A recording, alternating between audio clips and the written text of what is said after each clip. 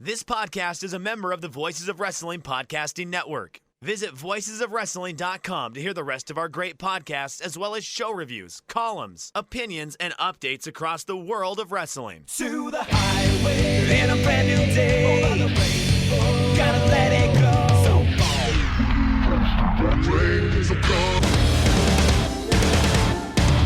fast to finger down. Dance tonight together. He'll have me while the singing.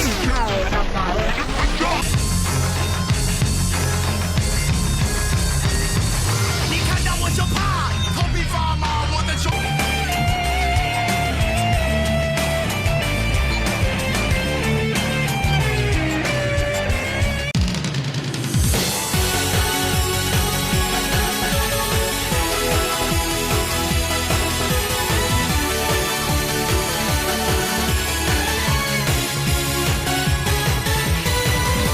Welcome back to Open the Voice Gate for February 8th, 2022. We're members of the Voices of Wrestling Podcast Network. You can find us on the Voices of Wrestling Podcast Network feed or on our own dedicated podcast feed on all podcast platforms and applications. You can follow us on Twitter at Open Voice Gate. If you would like to donate to the show, click the link in the show notes. It'll take you to our redcircle.com landing site. You click the red box that says sponsor this podcast, and you can set up a one-time or recurring donation. No obligation whatsoever, but we would like to thank all of our previous donors. I'm one of your hosts. It's your old pal, Iron Mike Spears. Joining alongside, as always, my co-host and friend Case Lowe. And Case, what a week has it been in Dragongate? For like the last 18 months of us saying like, oh yeah, Korakuens are kind of feeling like they aren't what they were in 2016, 2017. Boy, have the first three Tokyo Korakuen Hall shows of Dragongate's year proved us wrong. It made up for the entire, dare I say, sleepy 2021 that Tokyo was treated to, where a lot of those shows, especially in the first half of the year, were really hampered by the curfew that was in place, and we were getting main events that were going like 5 or 6 minutes long, a few main events that didn't hit the 10-minute mark, and, obviously Dragon Gate's not a Tokyo-based company, but they seem to put their most important stuff in Korakuen Hall for the most part, and that just wasn't the case last year, and something about that felt very off to me. It was hard at times to get into the rhythm of this promotion, and this is one of the few wrestling companies where it seems like you almost have to ride their wave, but if you get out of rhythm with Dragon Gate, it can be really hard to fully comprehend everything that's going on during the busy times of this promotion. And it just seemed like last year that Korakuens were more often than not a little bit of a letdown, where I'd be writing my overall thoughts and my reviews over at voicesofwrestling.com. And I would write, it was a solid show, a lot of good matches, young guys look good, but nothing worth going out of your way to see. And what we saw in January on the 12th with the crazy show closing angle, and on the 13th with some of the strong matches, and then once again here, these shows have become go out of your way to watch. These are newsworthy. These are important. There's not only great angles, but we're seeing the return of great matches in Tokyo. So it's a welcome return. I really missed the hotter angles and hotter matches taking place in Korakuen, especially in the first half of last year. Towards the end of the year, they righted the ship, but 2022, they have put their best foot forward in Tokyo. Yeah, and it's something that it seems like that after it seems like a decade or so where they've kind of have treated Tokyo like, okay, it's our big single show a month plays Tokyo, but we will do stuff elsewhere. And that really helped like pull out the stagnancy that we would see at times with Kobe Sambo Hall. Of course, you had Hakata Star Lanes, which was arguably the number 2 venue for the company on a monthly basis, going away in 2019, and then Osaka, the Ideon, too. That's always treated like a big deal. It seems like that they are renewing a little bit of their focus towards Tokyo. They have announced 2 Korakuens for April, which is something that traditionally we would have the 2 Korakuens in December. They added a second Korakuen in January in 2019 because one of them was going to be the Torimon reunion show, and they stuck with it since. But it's something that we're starting to see more and more shows happen in Tokyo. I don't think this is something that's going to be a full force like Kanto expansion for Dragon Gate, but it's something that's nice to see because at least with production and for international viewers, it's an easier show to, if you're someone that's going to watch one show a month, it's easier to watch the Tokyo full production and English commentary shows than than to say like, all right, we got 3 shows coming up and Sapporo. It's an easier thing for someone to dip their toe into in a way. So it's nice to see that. So we will be talking about the February 4th Korakuen Hall show, but there were a lot of events that happened in Korakuen that are worth delving into first before we do our show review. And I think first and foremost, we need to talk about the new unit that was started in February 4th. This is the next heel unit as R.E.D., after the exile of Eita, the last remaining original member of Real Extreme Diffusion. R.E.D. is no more. Now the heel unit is Z-Brats. Their color scheme is yellow with like caution tape, yellow color, a little bit of highlighter yellow in comparison to like the more goldenrod yellow, I guess I would say, case maybe more like I used to get like the 64 box of crayons growing up, so I'm not unfamiliar with this color, and we don't really have like a distinct vibe or anything like this. And it later came out that the unit leader, which is a little bit of a surprise at least for me, is Kai. So R.E.D. has ended, and now we are in the era of Z-Brats. I can't relate to your crayon comparison. I, of course, was a stupid kid. I could not color in between the lines as a child. At almost 23 years old, I still couldn't do that. So I understand what you're saying, but I don't totally understand your reference. But yes, yellow and black are these colors. They look like $1,000,000.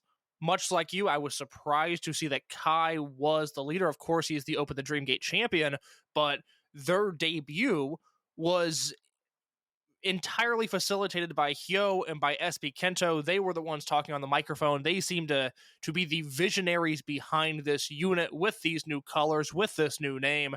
And yet it is Kai leading the way, which I have no issue with, because I'm sure as this unit continues to go along, we'll see ebbs and flows and power changes at the top at some point. I will say, I love this. I love this unit. I love the name. I love the colors. I was so surprised. Stuff I read on Twitter, stuff I read in the Voices of Wrestling Discord, in the Dragongate thread, which is objectively, and I don't even say this as the host of the Open the Voice Gate podcast, I think people in that Discord will agree the Dragongate thread is the best thread on that Discord. Lots of good discussions there. But I was so surprised to see people not into the Z-Brats name, whether it's too weird or it doesn't make sense or whatever their reasoning is. This didn't even faze me. Maybe it's just being too deep into Dragongate at this point. I think this is a good name. I think it's one people will remember. I don't think it's a dumb name compared to a Do Fixer or a Mad Blanky or a Berserk, the best unit of all time, arguably. Z-Brats is fine. This is one that is going to catch on with people. It's going to be easy to remember. The only issue, as Jay pointed out on commentary, is that it is hyphenated, which means you cannot hashtag it. Yeah, like, I mean, come on. We're in 2022. You've had the renewed focus towards social media. You got to have a name that you could easily hashtag there. The name doesn't bother me, also because if you say it really fast, it sounds like The Brats, which, you know, that kind of fits both Hyo and SB Kento's character. So if we're going to think about, like, what is kind of the overall gimmick of the unit, whereas like R.E.D. was definitely Ada's machinations, Berserk was about the strongest of the strong, Mad Blanky went through so many different iterations that it's kind of hard to think of an entire like unit theme there. It works. The name, I mean, Dragongate does not have good unit names. Like nothing like jumps off your screen and say it's cool, except for like the random like Muscle Outlaws. Like that sounds like a heel unit. Not like Mochizuki Kanda, because you had M2K. So, like, it's, I think, I know Jay said this on Twitter as well. A lot of people's misgivings will go away after they get used to it. So, I love the aesthetic. I think that going to yellow, even though, Case, I know you had a big thing against the color red. They've hammered the color yellow longer than they hammered the color red. So, I'm all right with it. And it's something that, you know, I think we're going to see a lot of ebbs and flows just with who are in this unit and how things are kind of shaking out, it's still a pretty light heel unit, especially at the bottom end, I would say. So I think that Kai as a leader is just kind of weird because of this really felt like this was going to be SB Kento and Hyo's unit, even though they are the ones doing all the talking here. So it'll be interesting to see, and it'll be fun to see it play out. And I like the idea that they're doing completely like fresh coat of paint, new colors, new name. There's no reason to continue the R.E.D lineage without, or the R.E.D name without Eita. And it kind of does like a nice kind of bookend for Eita right now. And, now we could take a step back and look at R.E.D, one of the longest tenured heel units in Dragongate history. I should note two things. One, to go along with the new colors, obviously the new name, new gear for most of the guys. Diamante rearranged his setup. SB Kento, I think he had ditched the red hat a while ago. Now that I think about it, I don't remember seeing him with that red hat for a while, but he has a leather jacket now. He already came across like a superstar. He's come across like a superstar since his debut, but now it's heightened even more. Hyo looks great. Kai looks awesome. I thought his gear looked tremendous, and maybe I was just so taken aback by him flashing people in the front row of Korakuen Hall during his entrance for the Dreamgate match, where I was perhaps a bigger fan of it than I will be in the future, but I thought he looked great as well. If you look at the Dragongate website, all of their promo photos are updated, and they all look excellent. And if you look at the Dragongate website, you will notice one name who was absent from the Z-Brats lineup, and I think that's worth mentioning here really quick. Again, I reached out to somebody in Dragongate about probably 2 months ago now to get an update on Kakuta. I did not hear anything back. I have not heard anything since, but it is worth noting that Hip Hop Kakuta is still on the roster, which is very important to note. He is still listed on the roster page, but he is not a member of Z-Brats. What do you make of that? I kind of expected it, to be honest, just because he was someone who had all of those shoulder problems leading up to the match. We found out after the fact, and we've seen through Dragongate, especially like there's been one injury that kind of has been the telltale sign of Dragongate over the last 3 years. It's been like the shoulder or rotator cuff, and those things are tricky. So like the fact that I still haven't heard anything like since you reached out to someone, when I like talk to people, no one has had any indication about any possible return or rehabbing with him. So kind of expected it, but I mean, that whittles down Z-Brats to 6 members. As I said, that is pretty small for a heel unit in current Dragon system. Like, it's something where like you get away with it on Korakuen because you could do a trios, a tag, and then you have Kai in the main event, but you're going to probably want to have 2 more members just so that the babyface units don't have to constantly go against each other. It's an odd thing to say given that they lost 2 matches on this show, but if you look at that lineup, Kai, Hulk, Hyo, SB Kento, Shun Skywalker, and Diamante, there's no obvious loss post in there. So they could certainly use a 7th member who was there primarily to take falls. Now I look at the names remaining on this roster, and I don't know who would make sense and who I would want to see it there, because we very quickly move past, Ultimo and Dragon Dia and Yukio Shioka and Eita, guys who have no business being in that unit. And once you start going down the list, we very quickly approach the Punch Tamanagas and the Gammas and the Problem Dragons of the world. And I think I would rather just Z-Brats go undefeated than see any of those guys join this unit, because I really like the way it's set up right now. Yeah, no, I mean, that's the thing right now is the person that arguably would be the one taking falls is Hulk, and Hulk's still relatively protected. Hulk also has the worst gear out of all of them, but it's BB Hulk, and since he turned heel and joined R.E.D, his gear hasn't been anything to call home about to begin with. It's amazing. He used to look so good, either in the white pants or the silver pants that he had, and once he moved to that skirt thing that he wears, it's not a good look. It's not my favorite BB Hulk look, I'll say that. Yeah, with like the French t-shirt, it just looks really, really like something you see on a Secret Base show, personally. The worst thing you could say to a member of the Dragongate roster. Am I wrong? I didn't say you were wrong. It hurt my feelings, let alone BB Hulk's. But yeah, I mean, I think the winner out of this, I love Shun's black on black with yellow highlights mask. I think that's awesome. I think he, stepping away, even though I love the aesthetics that he had with Masquerade, I think that's such a good heel look for him. But when you like look at the roster and how it's like laid up there right now, you have to wonder if some of the kids are going to turn. You know, some Well, of these that's what I was just about to ask you, was if you had to, if they come to you, if Genki Horiguchi, the booker, of course, not really, if Genki Horiguchi comes to you and he says, Mike, we've got 2 shows in Fukuoka coming up on February 20th. We need one of the future kids to turn. Who are you putting in that spot? And I will be generous. I will also include Strong Machine J if you'd like. I mean, Strong Machine J. I mean, that'd be a real indictment of his career if he ends up being a lost post right now. So, thanks for the offer for Strong Machine J. You know, I think I'll take it under advisement. But you know, I mean, I think Fuda, like, he needs something. It does not seem like that he's going to really like. I thought that like after last month's Korakuen shows, he would be like a good person to be like, okay, Okuda and Benkei take him under his wing. He goes and joins high end. It makes high end 6, and now they have someone other than Kagetora who could like drop falls. Like that's what I saw for him. But out of the future kids, I mean, Shoya Sato, it just like with his age, like unless they're really like going like, okay, we want to get the heel run out of the way, so then when he's in his 30s, we can turn him babyface. Fuda's the only one that like really lines up. I think Fujiwara is someone that they're going to probably end up either in the Doi House of International Hot Boys or will be just someone on the babyface side. Hayakawa, I mean, geez, like unless he just becomes like an absolute like sleazeball, I can't see it for Hayakawa. And the Hashi brothers, like that'd be a great way to fill up numbers. Is you suddenly get a young heel tag team. I just see it seems like that. Like I think the Hashi brothers, kind of, I see them going along with whatever Ada's doing in some way. So I think Fuda makes the most sense. Secondarily, Hayakawa. My Galaxy Brain idea are the Hashi brothers.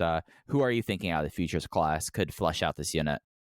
Fuda makes the most sense, and it would be twofold because you have a built-in program with High End there and his continued rivalry, I guess we'll say now, with Ben and Okuda, which, you know, like I've talked about since High End first launched, outside of Yamato versus Kai, which was a feud that certainly served a purpose but didn't exactly light my world on fire, High End has largely been without direction as a unit. You could point to R.E.D. versus Masquerade, and you could look at what Natural Vibes was doing, fostering the young talent underneath.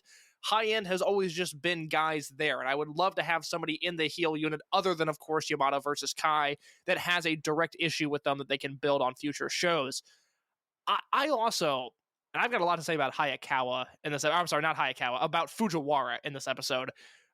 It's a good thing that I'm not booking Fujiwara right now because he would be my pet project to such a degree where I just would want to see what he could do. 1 month I'm going to want to see if he can be a heel. 1 month I'm going to want to see if he can be an underdog babyface. 1 month I'm going to want to see if he can wrestle like the ace of the promotion even though he just turned 20 years old.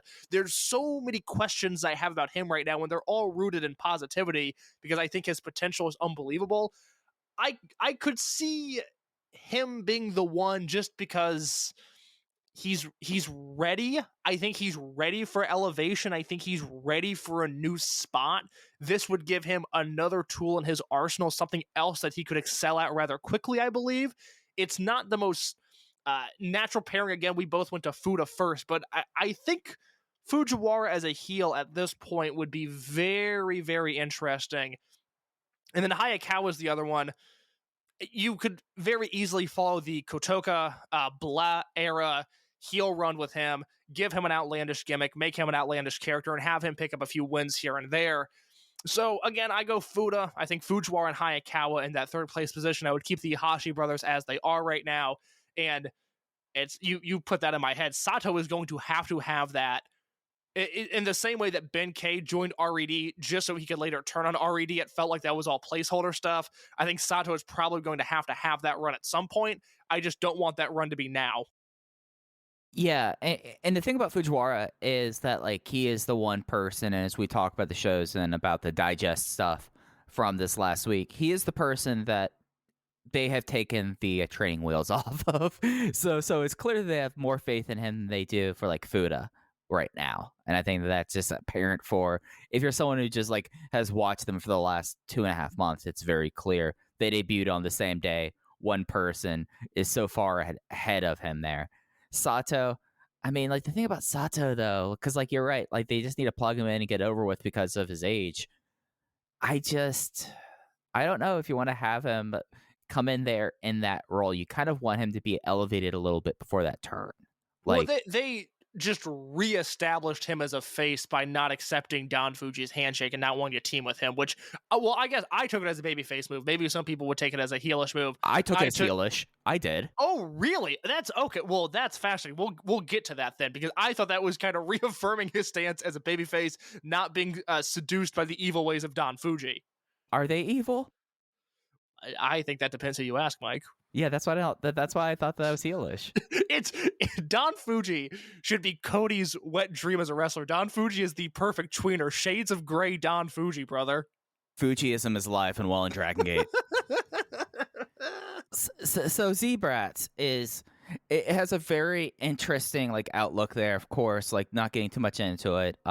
As you mentioned, they went 1 and 2 in Korakuen, but it doesn't really matter. Mad Blanky had it, got their asses beat by, as they called it, 3 old men in their first big match. So I mean, I don't know if that's really anything to read into, especially when you already have the Dreamgate champion there, and you have someone or you have really 2 people who are incredibly protected, and SBK and Diamante. I think they look pretty strong. It's just want to see who else will join, and it's clear that the unit shuffle is not complete at this point.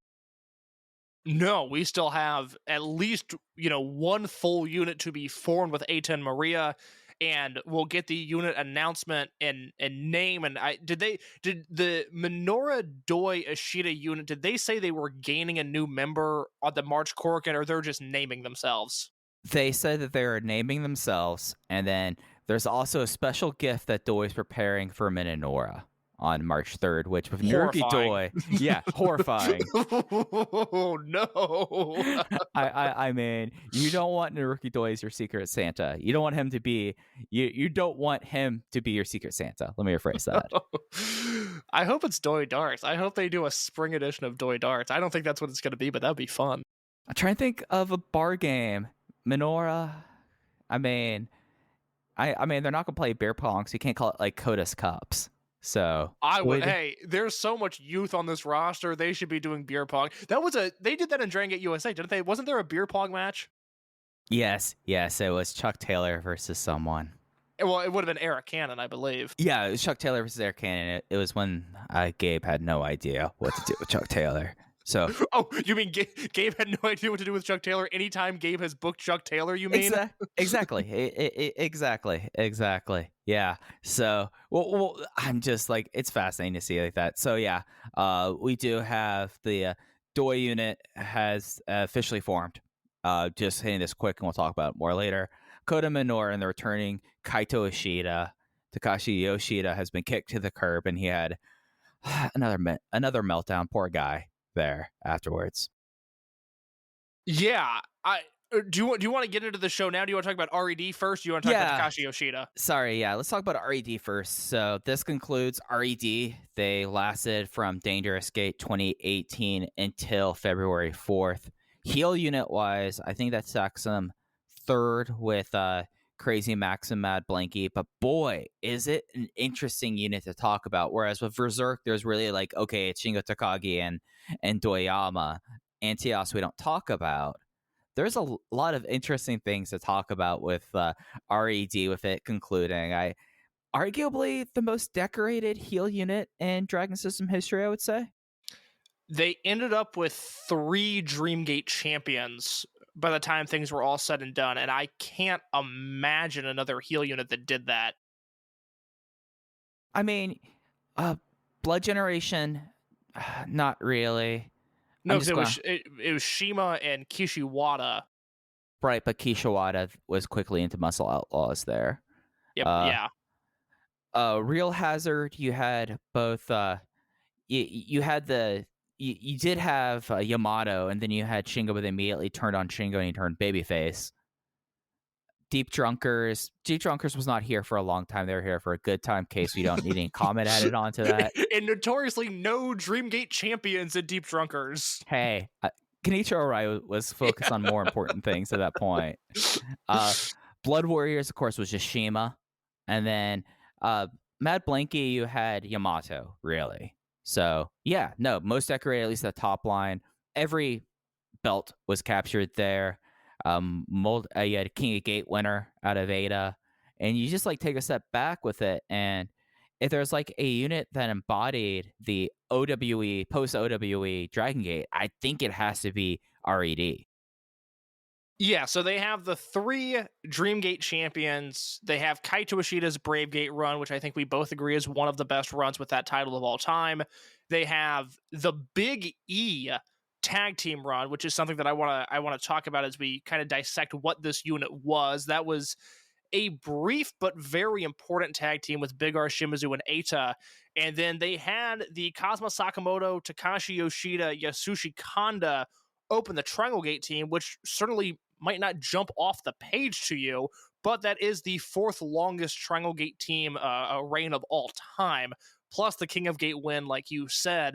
So yeah, this is a decorated unit, and they're exactly that. They represent new Dragon Gate. They existed, if you take away the 9 god-awful months of Antios, they exist entirely in a post-OWE world. They have a lot of different eras to look at. You know, this is a unit that, like Mike said, they debuted September 24th, 2018. Their first match, Benkei, Big R Shimizu, Takashi Yoshida, Yasushi Kanda, and X, who turned out to be Kazuma Sakamoto, and they defeated the full fleet of Natural Vibes 1.0, Horiguchi, KZ, Yokosuka, Punch Tamanaga, and Brother Yashi. A week and a half after that, Pac debuts and teams up there to oust Shingo Takagi from the company. You have Pac winning the title on December 4th, 2018 against Masato Yoshino. And up through that summer, it's really interesting to look back at that time period because you have the Pac-led R.E.D. when he's in Japan, and then you have the Eita-led R.E.D. when Pac is away. And at the time, and you know, we'll talk about it more about how excited I am about Eita's future here, but at this time, start of 2019, I was so down on Eita as a main event guy, as a top of the line star, as a heel.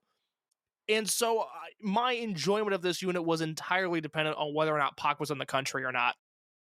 Yeah, early R.E.D. was really trying to figure out what it was.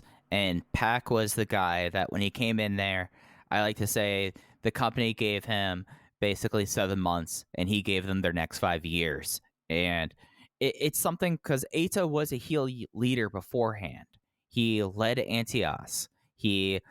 And that fell flat on its face. So it's something that's like, oh, Eita's getting another shot like right now. So there's a lot of trepidation there.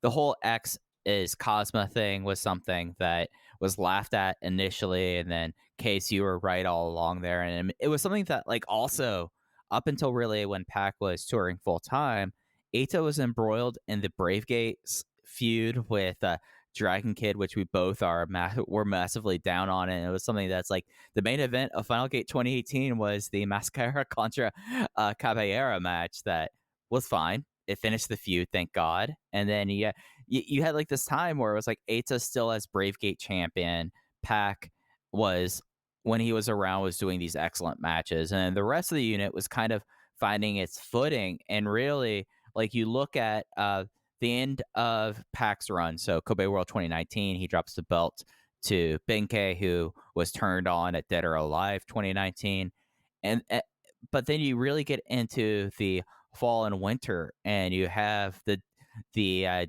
Masked Demons, and that really kind of became the thing where I feel like that R.E.D. left its infancy and became like this new stage there, where you had people such as Kaito Ishida and BB Hulk join up at the end of 2019, and they entered 2020 at such a strong place because they had these turns, and you had such like a bulwark there because you had Hulk, who had some credibility. You had Ishida, who was coming in as one of the more popular guys in the company soon after winning the Brave Gate in his hometown, turning heel on Maximum, and that was such a huge deal there. And you kind of had like the rise of Diamante happening all the while. And it just became like something that I feel like that through the fall of 2019, that was really where they got their sea legs. Yeah, that's where they start to find themselves, and at least to me, created a more palatable unit, because the spring of that year, it's Eita, and it's Kanda, and it's Yoshida, and it's Ultra Sleaze Shimizu, and it's this very sleazy, very dirty unit who certainly is able to get across their heel tendencies because of the promotion that they're in, because of the way they acted, but it wasn't really lighting my world on fire. And then once Ben K turns, obviously you have the near perfect build with him and Pocket World, and you come out of that, and now they're down a leader. Now the ball is back in H's hands, and he has to do something with it. And you have that run, that Shimizu and H tag team, which was the first time, God, since Eita turned heel in 2017, so a full 2 years, where I looked at him in the ring and I was like, hey, that's the guy that I like. That's the Eita that has some potential. He's back in his comfort zone here, not carrying all of the weight of this heel unit, having Shimizu alongside of him. And then, the fall of that year, they have the stuff with Ultimo, which I don't love. I would like to revisit it now that I'm more comfortable with Ultimo's place in the promotion. Because like I've talked about, when Ultimo came in and they announced that he was going to be a full-time roster member, I was sweating bullets because we weren't sure what Ultimo we were going to get. We weren't sure if he was going to be the cool old man that we got, or if he was going to be an egotistical madman. And of course, we ended up getting the cool guy, but we're looking at Ultimo versus the top heel in the company at the time, and I remember being really concerned that Ultimo was going to pin this guy in the middle of the ring and just, dust his hands off and move on, and we were going to be very quickly into a downward spiral. But like Mike said, once the masked demons come into play, and once Ashita turns heel, he was such a vital part of just figuring out what R.E.D. was, which was a little less sleazy and a little more ass-kicking, and they really needed that. And Hulk, when he was on, certainly helped things. Kazuma Sakamoto becoming the great wrestler that he became in this company, and I greatly miss him now. I wish he was a part of Z-Brats. He certainly helped things. They hit 2020, and they hit the generational warfare on an upswing. Yeah, and it's something that, like, not to relitigate COVID and everything like this, it's just something that, like, it's a shame that a lot of R.E.D's best stuff came in 2020 when it was behind closed doors, and then it was behind the crowds that we live in right now, because you ended out 2019 with Hyo joining because he was pissed off about Keisuke Okuda joining Mochizuki Dojo, but then you really started to add people towards the end of 2020 after Eita wins the Dream Gate at Memorial Gate 2020, after winning the closed door King of Gate, and that was when he became very clearly the guy.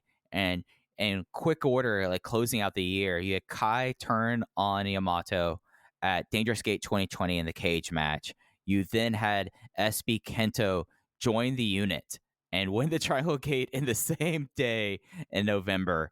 And then you ended out the year with Hip Hop Kakuta joining the unit. So you really, at that point, you had the real youth revolution happening there. And it led to what I would say is the crowning achievement of R.E.D., the biggest moment of their tenure, winning the three-way Generation War at Final Gate 2020, when R.E.D., under SB Kento's basically power with the assist of Hip Hop Kakuta, ended the Toryumon generation in an elimination, no DQ, loser must disband match, and what both of us have as the most recent 5-star match in Dragon System history. I was going to ask what you think the most defining R.E.D. moment is. Are you going to say it's that unit disbands match? Easily so, because even though there was the Benkei versus Shun Skywalker Dreamgate match happened right afterwards, like the indelible image in my head left by Final Gate 2020 is R.E.D. on the ramp celebrating after defeating the Toryumon generation, after SB Kento nearly, practically unmasks Dragon Kid during the last 5 minutes of that match.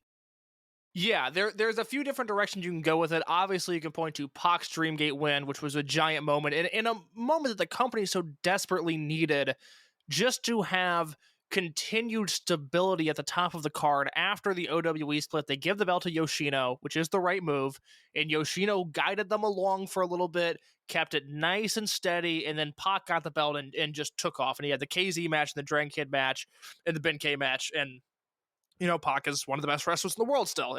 Things very much worked out there. You have the Eita Dreamgate win, which, I personally find incredibly interesting to look at, because we talked all of May and June when they were doing those empty arena King of Gate shows. We would come on this podcast every week and go, Kaito Ishida's the guy. Why are they not pushing Kaito Ishida? I'm so sick of Eita in this spot.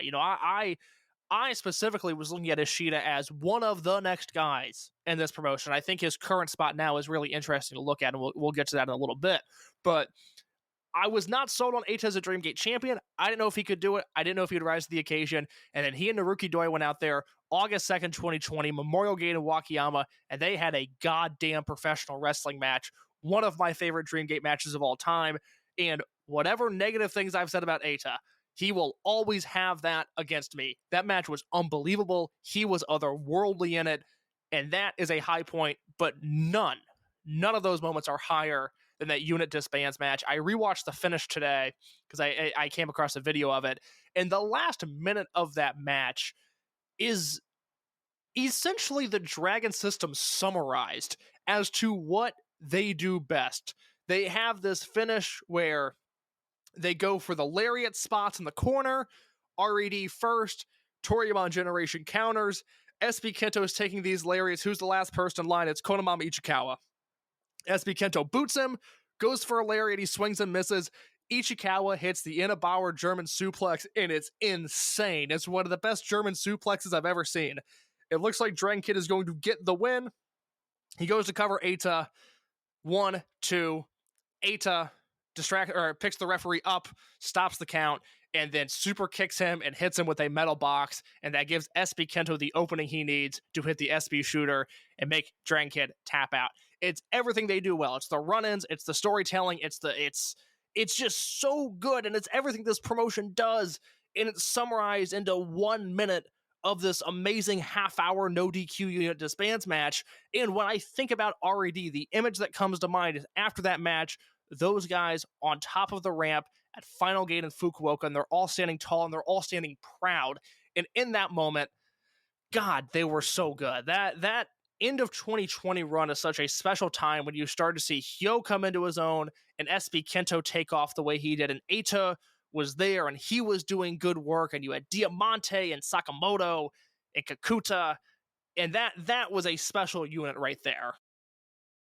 Yeah, and that's not to say that 2021 things really kind of fell off for them, because they were embroiled in the overall Masquerade versus R.E.D. feud, which is going to be something like, I'm not putting this on the whiteboard case because we'll get erased too many times before then, but like 2026 might be a time to do the rewind and rewatch Masquerade versus R.E.D. because it became the storyline of the, other than Masato Yoshino retiring, became the storyline of the year. Was all the various machinations. You had all of R.E.D. gunning for Shun Skywalker in the Dreamgate. You then had, of course, the Dia Inferno versus Dragon Dia feud, and how that kind of interwove in with the falling apart of Masquerade and Diamante winning 2 masks in 1 year. So they finished out 2021 and most of their tenure very strong. And then also alongside all of that, you had the rise of SB Kento happening. So really just a fascinating kind of timeline for a unit, a heel unit that at times, it got really sleazy with R.E.D., but it was something that, like, you definitely had a time where it's like Eita and his goon squad coming out there, especially in early or late 2018 and some points of 2019. But it's something that, like, when you look at the unit, you have to look at the fact that in the unit must disbands match, you had all those wrestlers under the age of 30 there for R.E.D. there, going against the oldest people on the roster, and just like the true generational change happening in the ring, and how it played out for their last 13 months after that. Yeah, to add on to that point, their 2021 was phenomenal, and we should mention at some point in this podcast that Masquerade is officially done, and we talked about how Minoura gave the interview where he said he was leaving. Dragongate was still recognizing them as an official unit. Of course, our 2022 primer is now woefully out of date, and we will be updating that. And the goal, and we have to get with Rich to figure out the best way to do this, but the goal is to update that in relatively real time going forward. So we'll have a Z-Brats bio done hopefully very soon, and then we'll add on with Doi's unit and Eita's unit and everything else that comes along.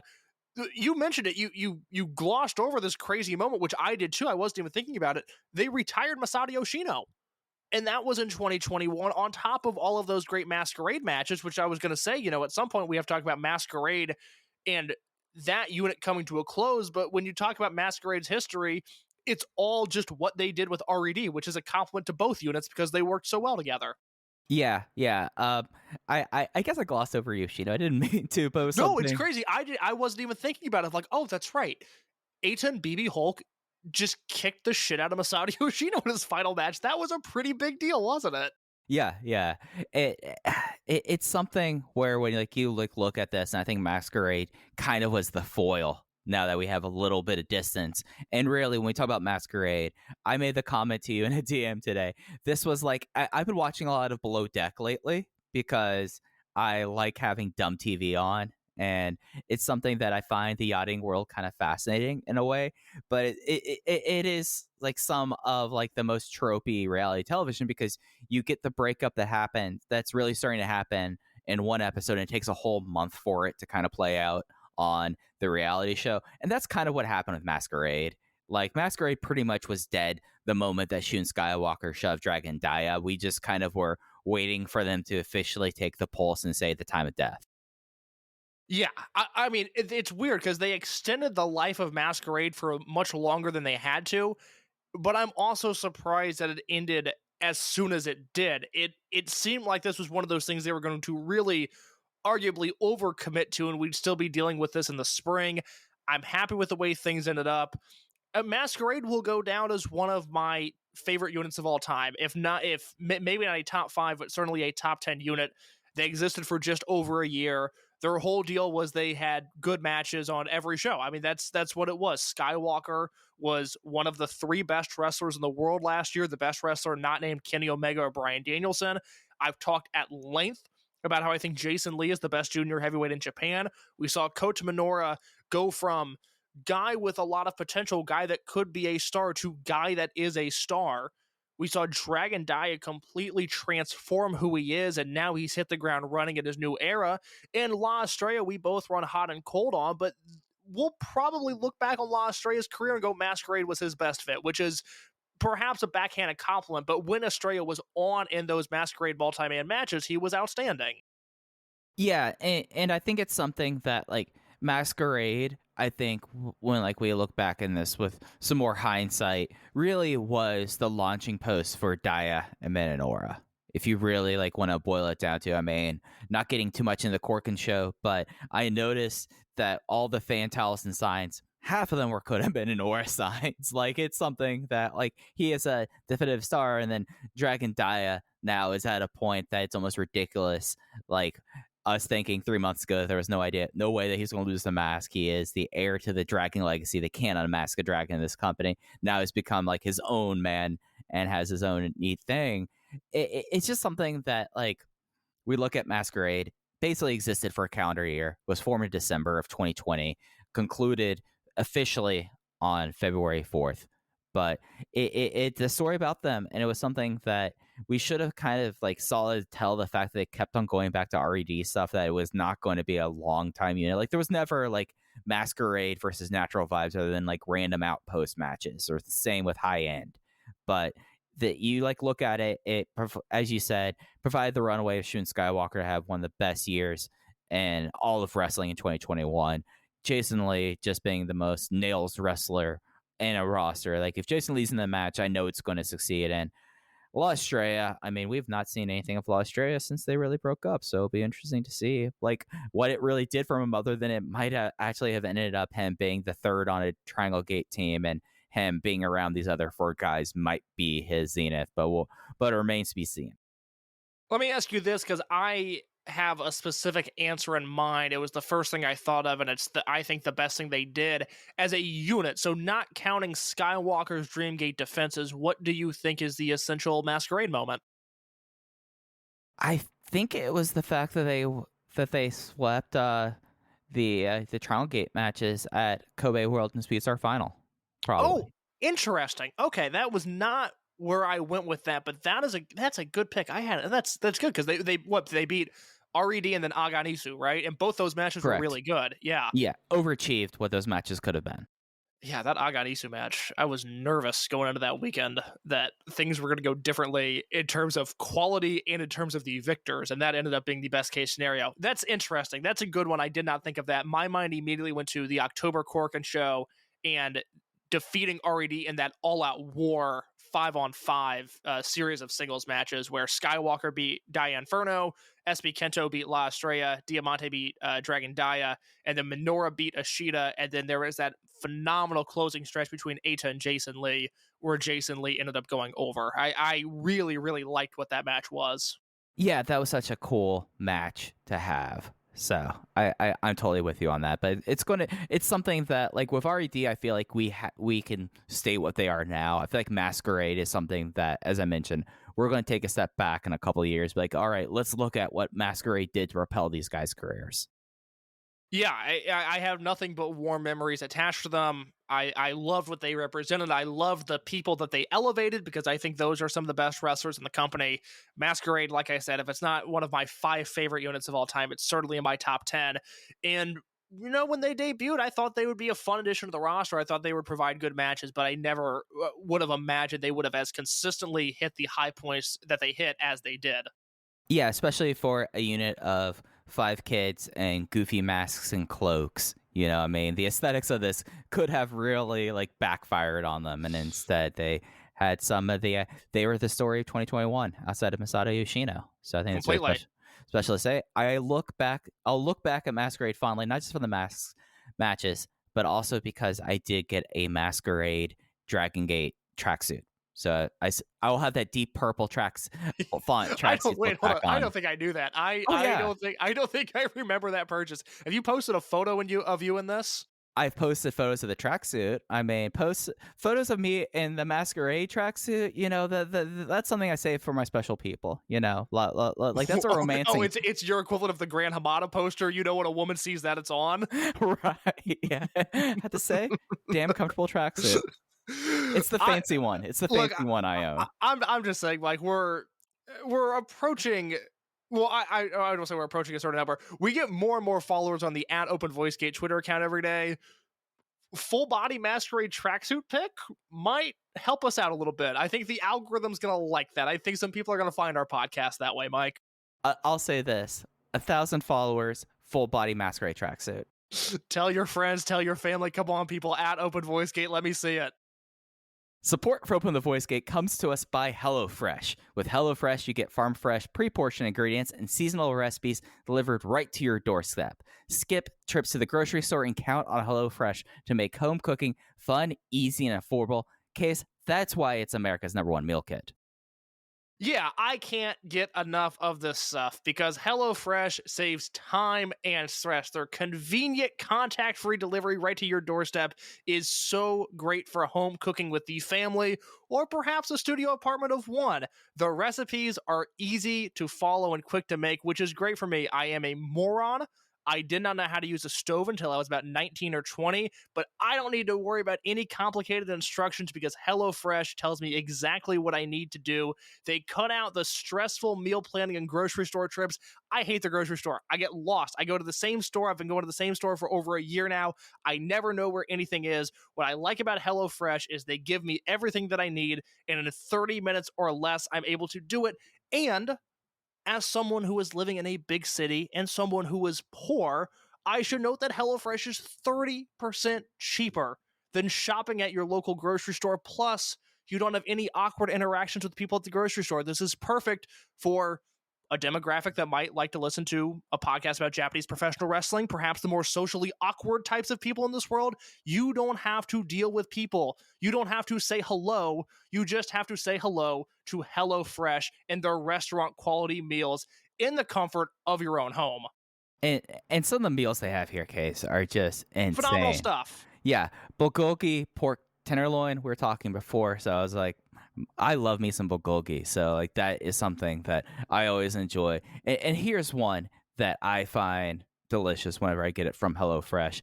It is the Bellissima bruschetta burgers with herby potato wedges and Parmesan roasted vegetables.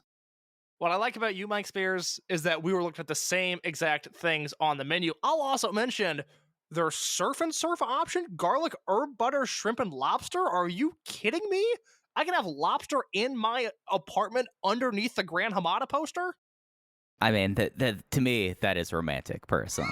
That is romantic. So here's what you do to get on to HelloFresh. You go to HelloFresh.com/VOW16 and you use promo code VOW16 for up to 16 free meals and 3 free gifts. That is VOW16 at HelloFresh.com/voices of VOW16, 16 free meals and 3 free gifts. HelloFresh, it is America's #1 meal kit. So, guys, with all like the unit shuffle, it's still all really, we're still in the thick of it. We have Masquerade now being defunct. We have now this Doi army that we are starting to see build out with the return of Kaito Ishida. And those are just some of the big things that happened this week at Korakuen. And easily, it's something where I feel like the last few months we've been like easily the most newsworthy Korakuen of the last X. Now, I'll say this, the most newsworthy Korakuen since last month. We're in this nice, fun time to be a Dragongate fan. Yeah, I love what's going on right now. There's angles all over the place. This was one of those shows where I was writing my review, and thank God there's English commentary because I felt like I was writing about as many angles as I was matches, but everything from the storytelling perspective on this show delivered, so I can't complain about it. Yeah, so let's get into the review itself. It was on the 4th. It'll be up on the network until the 11th, as Case mentioned. English commentary. It wasn't just Jay. We had the return of the world's best color commentator, Ho-Ho Loon. And boy, was it just as much as I've loved Genki Horiguchi and how excited he gets, as much as I find it incredible how Jay would translate an interview and be able to call a match at the same time, it's nice to have Ho-Ho back. This show starts, for somebody that might have skipped the intro, with Jay saying, Ho-Ho, welcome back to the broadcast booth. Did you get me anything while you were in America? Ho-Ho, no, I did not. And we were off to the races from there. Yeah, it was something that like Ho-Ho was like, no, but my English might be a little better. And, it was just something that like you could almost see the smile drip from Jay's face when he heard his response there. I would love to know, I guess he follows us on Twitter. I can just ask him, but I would love to know from Ho-Ho what he thought of the southern portion of the United States. Because like we talked about, he wasn't like he had stayed in Florida for NXT, but it's not like he was doing like a Northeast Indies loop here of doing New York and Philly and New Jersey. No, he was doing Indies in Louisiana, and he did the MLW show in Texas, and he did a GCW show, but I forget where it was. But I think that was Texas too. No, he did one of the New York ones. I'm sorry. Yeah. Oh, Ho-Ho Loon saw America as it really is, for better or worse, and I would love to know his perspective on that. I mean, he did like a show like Deadlock's like near the Outer Banks in North Carolina. It just was kind of wild with that. I hope he got to go to a Buc-ee's while he was in Florida, though. There's 2 convenient Buc-ee's there, and I respect my beaver god. So they just did a Buc-ee's story on CBS Sunday Morning, something that me and probably everyone's dad that's listening watches every Sunday. A good story. I would recommend it on the YouTube channel. You finally get why me and Lanza always go on and on about Buc-ee's now. Of course. Hey, look, there's nothing I'd like to experience in person more. Yeah. I mean, the crazier thing about Buc-ee's is that they have like outdoor cooking areas. It's insane. It's insane. Whenever I drive down to Florida, I pass by 2 Buc-ee's, and before I'd have Pudge, I'd be like, all right, I'm going into Buc-ee's. Now I'm like, can Pudge tolerate a Buc-ee's? And the answer is no. No, very sensitive dog, cannot handle it. Very easily stimulated. He made a run. He tried to make a break for it on Saturday, and that really kind of like set up my week. The Girl Scouts were coming by. Usually people don't ring the doorbell because Pudge will just flip out. He ran outside the door and was like trying to like get this Girl Scout to play with him. And after that, he immediately hopped on the couch and started cheesing for my phone. So, he's a weird dog. He's a weird dog.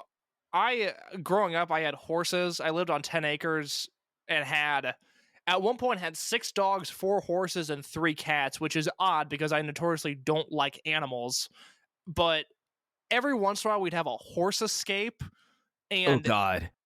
It's not like I lived in a neighborhood, but I had surrounding houses, most of whom they also had horses. And it's I'm just now thinking about all this, about how strange it is to like wake up on a Saturday morning, you come downstairs and your mom's like, hey, one of the horses is gone, we got to go look for it. And then you and like 6 adults that you've never seen before and you'll never see again are just driving through the streets of Indiana looking for your horse. That's a weird moment that happened multiple times, and I'm just now coming to grips with that.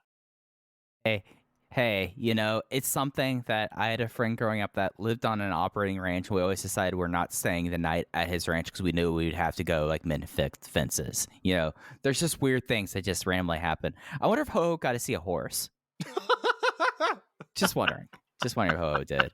But as the show got underway, we had the rebrand of R.E.D into Z-Brats, and Jay pointing out that you have to do an underscore on Twitter when talking about Z-Brats because you cannot use a hyphen. And that led us into our opening match. It was the Open Twin Gate champions, Dragon Dia and Yuki Yoshioka, in a non-title match against Young Vibes, UT and Jackie Funky Kamei. Yoshioka won with a Darkness Buster, immediately going into the Frog Splash on Kamei. I remember a few years ago, I think it was at the start of 2019, when I did Alan Forel's Pro Wrest Paradise podcast, because I think we were talking about Hakata Star Lanes and how Pac versus Casey was headlining that last show. I don't remember the context around it. I just remember that Alan and I watched a clip of the Italian Connection entering Hakata Star Lanes, like doing their ring entrance, and just the mass of young women and young men awe-stricken by Milano and by Yoshino and by this unit. And Alan making note of, what they used to say about the Toryumon demographic with, being young women and gay men was very much true in that moment in Hakata Star Lanes. And I started thinking about that during this opening match where, in such a weird way, there's all these new names and new units and there's this constant forward progression in Dragongate, but Kamei and UT and Dia and Yoshioka being at the, seemingly the forefront of this movement, and Minoura, it's back to its roots of young, hot guys doing cool moves. And I am so excited about that. I was actually talking about this with a friend today. And it's something that, like, it was we were talking more about the International House of Hot Boys. And it's something that, like, you look out in the crowd. I think it was something that you really could see in the pre-show where, like, they would cut to the crowd and then, it would just be like people holding up fan signs. And almost all, I mentioned earlier, half of them for Minoura, a ton of them for Yuki Yoshioka. Dragon Dia had some, UT had a bunch, and Hyo. So, like, they are starting to do this. And I think it's something that they are going to try to appeal again to the younger female demographic that in a lot of ways went over to New Japan, of how New Japan kind of stole what the Dragon system did for 15 years in a way, which is kind of fascinating because that's such like a shift from the first Gong Kids of Over Generation, where in a lot of ways it was the kids of the teenagers that were there in 1999 and 2001 out there for that. So it's really fascinating, like having like these 4 guys open the show. I mean, of course, having the hot match put on YouTube. So if you're not on the Dragongate network, it is available on the Dragongate YouTubes. I really have liked how Young Vibes has kind of gelled into this tag team, and then the way that Dragon Dia and Yuki Yoshioka went at it. And it's something that's like, yeah, it does not seem like this would be like a future Twin Gate match. They're doing this right now. But I would love to see like a longer 20-minute version of this match. Yeah, in the same way that I think of Gate of Destiny 2007 and that half-hour Speed Muscle versus Yokosuka and Ryo Saito match, I would like to see these four guys, these two teams, given that stage and that amount of time. I think that would be really intriguing, which is what I was going to say just about Daya and Yoshioka as a team in general. You know, they're the current Twin Gate champions, and I really think, and Dragon Gate booking can be a little strange, they could lose the belts in March for all I know at Champion Gate. But this seems like a banner team that could become, I don't want to say maybe the next Doi Yoshido because that's not fair, but Yamato and Doi, to name a team. A historically great tag team. It seems like these guys have the chemistry and the look and the momentum. They're both so hot right now. It seems like this is a team where Hanson, he's so hot. Hansel, he's so hot right now. But, you know, give me Daya and Yoshioka versus Susumu and UT. Give me them versus Doi and Ishida versus Ben-K and Dragon Kid versus Hulk and Diamante. You go down all of the units that exist right now and the units that will form in the coming months, and there's at least one interesting match that these guys can have with some combination of those units. It's really exciting to see, and you kind of touched on this earlier when we were recapping Masquerade, but the Dragon Daya thing is crazy, and I wrote this in my review over at voicesofwrestling.com. This guy was handpicked to be the next Dragon, and the same lineage of Ultimo Dragon and Dragon Kid, and somehow, in some way, he was miscast having a mask on him in such an important role. It sounds like it's an insult to the booking. It's not really, but now you see this guy without a mask on and you go, how was he wearing a mask for 3 years? This is insane. He has the whitest teeth, the brightest smile, and ridiculously great facial expressions. This guy is beaming with star potential right now. And for as much as I liked him in the mask, taking the mask off initially seems like the right move. Yeah, maybe it's something that's like, all right, he has the moveset to fit in as Dragon Kid's heir, and he'll be cemented in that role. And then we will take the training wheels off and let him be himself. And maybe like, all right, this kid's already good looking. He already has kind of just like, and it's not even like this guy is just impressive looking. He just has like a natural, likable, like, charisma that just radiates from him. Like, he smiles, comes out there skateboarding, and it's something you're like, oh, hey, I like this kid. He's great. Dragon Daya, he has a skateboard. It's awesome. And it's something that's like, get down the flying and the fundamentals down, because we know that, the two of us were kind of divergent on our original thoughts of Dragon Daya, of course, but by the time of the mass match, I mean, he was phenomenal. So now you have like this total package, and you have like the perfect guy to team him with, and Yuki Yoshioka, because we're seeing like stuff like I'm going to call it like the handstand moonsault, or like he jumps off of Yoshioka's back in the midair, turns into a moonsault, and it's like, oh god, this is insane. And it's something that you really want to see them get that long run. And it seems like it's going to happen enough so that they're doing a public campaign that you're able to name Dragon Daya and Yuki Yoshioka's tag team. So I feel like that I would normally say, like, yeah, no, they could lose this belt in Osaka next month. But it seems like that this might be a long tenured tag team. Like, this might be a run that we're seeing watch in front of us. I would love to know how far in advance they knew they were going to take the mask off of Dragon Daya. Obviously, with this company, I expect there to be long-term energy put into everything they do, but I wonder if you asked the powers that be in 2019 or 2020, hey, what are the odds this guy's mask comes off at some point? I would love to know what they would have said, because like we talked about it, we were stunned with the result of him being the one unmasked. We thought, obviously Daya Inferno, maybe Diamante, and I still do think that's coming at some point in Dragon Gate, preferably, but all signs point to it just absolutely being the right move. And this was a great match. I went 3 3/4 on this. It's up on YouTube. Go watch it. Yeah, I was 3.5. The only reason I was a little bit more down was like, I wanted more of this match, because it was a really slow building match, because you have UT doing all of his Yave stuff and like Kame and like this. And I was like, all right, this is a match like they compress into 10 minutes, but I really want to see the 25-minute version of this match. Yeah, absolutely. I think both teams are capable of it too. We've seen UT deliver in the big spots before. Kamei, while maybe not having the giant match on pay-per-view yet, has proven that he can have these long and great singles matches, and I would fully expect that to be able to be adapted into a tag team match. And Yoshioka and Daya have spoken for themselves. We know they can handle that spot as well. So this is one of those deals where if they run this back in a few months, I would certainly welcome it.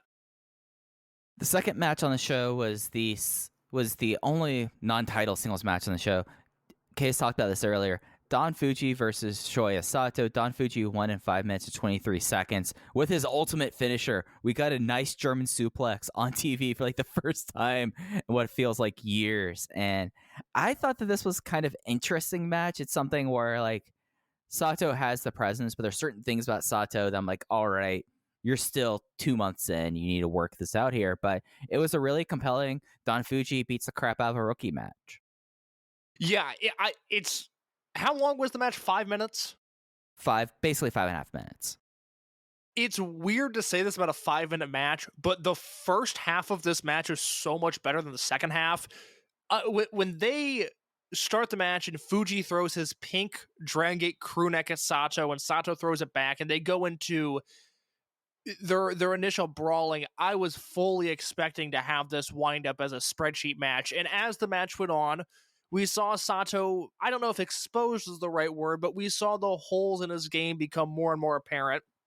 He's able to take a beating, but it lost its luster the longer it went on, up until that finishing spot where Fuji escaped the cross arm breaker and hit the nice German, which was a very, very nice German. Yeah, the headbutts suck. Oh my god, that was in my notes too. The headbutts were really bad. I liked the idea of him doing a ground and pound spot, but yeah, stick to the forearms, maybe ditch the headbutts. Yeah. It's just something that in a lot of ways for me, like I enjoy this match because I enjoy Don Fuji beating up on rookies. He is a babyface teaching these kids their places in the world, but it just did not really work for me. Commentary was great because Jay made things like Don Fuji has 3 hobbies. It is drinking, trains, and beating the crap out of rookies, and that cracked me up. That's how I'm trying to approach my shoot job also, because that would help me out in life. Case, are you a train fan? Oh, dude, I'm a public transportation nut. I love the stuff. I can't get enough of it. I love trains.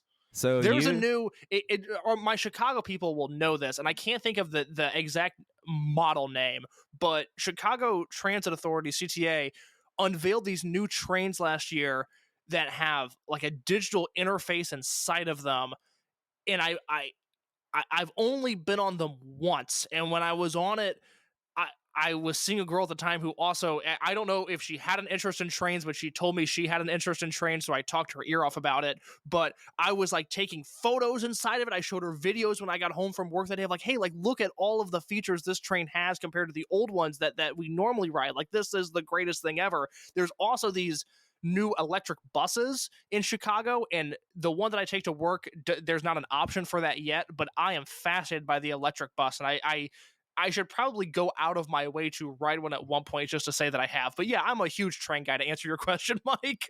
No, I respect it. You can, you and Don Fuji and Raku now have something to talk about. You know, I mean, if you ever find yourself in the same place with Don Fuji and Tokyo Joshi Pro Wrestling's Raku, you got conversation there. I would love to see that scenario play out.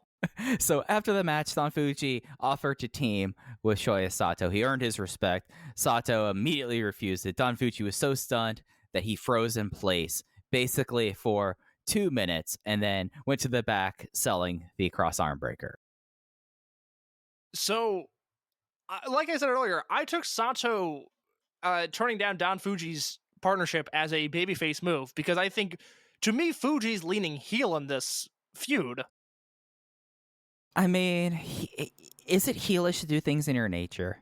He doesn't know better. That's a really thought-provoking question. He's been doing this for at least 18 years. I'm sticking with Sato's the babyface here, and I like it. I think the easy route would be for Fuji to beat the shit out of him, and then for Sato to want to team with him. I like that. For now, they're keeping them separate. I think that's smart. Yeah, no, for Sato, I mean, really, for the fact of just the general just circumstances around him being older, him also immediately, at least in his hometown, being an immediate star, and their attempts into the Hoku. You don't like, as much as I love Don Fuji, and I have a deep appreciation for Don Fuji. You just like for Sato, like him teaming with him slows him down in his progression, you know? Completely agree. So after that, we had Yamato and his new best friend, Gurken Mask, teaming up, getting some ring reps in before the big Ryukyu Dragon show against the Hashi brothers, Riken and Ishin. Gurken Mask pinned Ishin Hashi with the Gurken driver, the most money-making man in Western Japan. Keeps it up here, guys. I love this man so much. I think Gurken Mask is so enjoyable. Just everything about him I like. I thought he was legitimately great in this match. He brought so much stiffness and so much intensity to a match that really had no business being this intense, and he stays winning. That's the most important part about Gurken Mask. This man stays winning. Yeah, I thought that he was the best wrestler in this match, to be honest. Oh, yeah, I completely agree. Like the chop exchange with Riki, where Riki was just like something with the rookies on this night for the most part, at least on the undercard.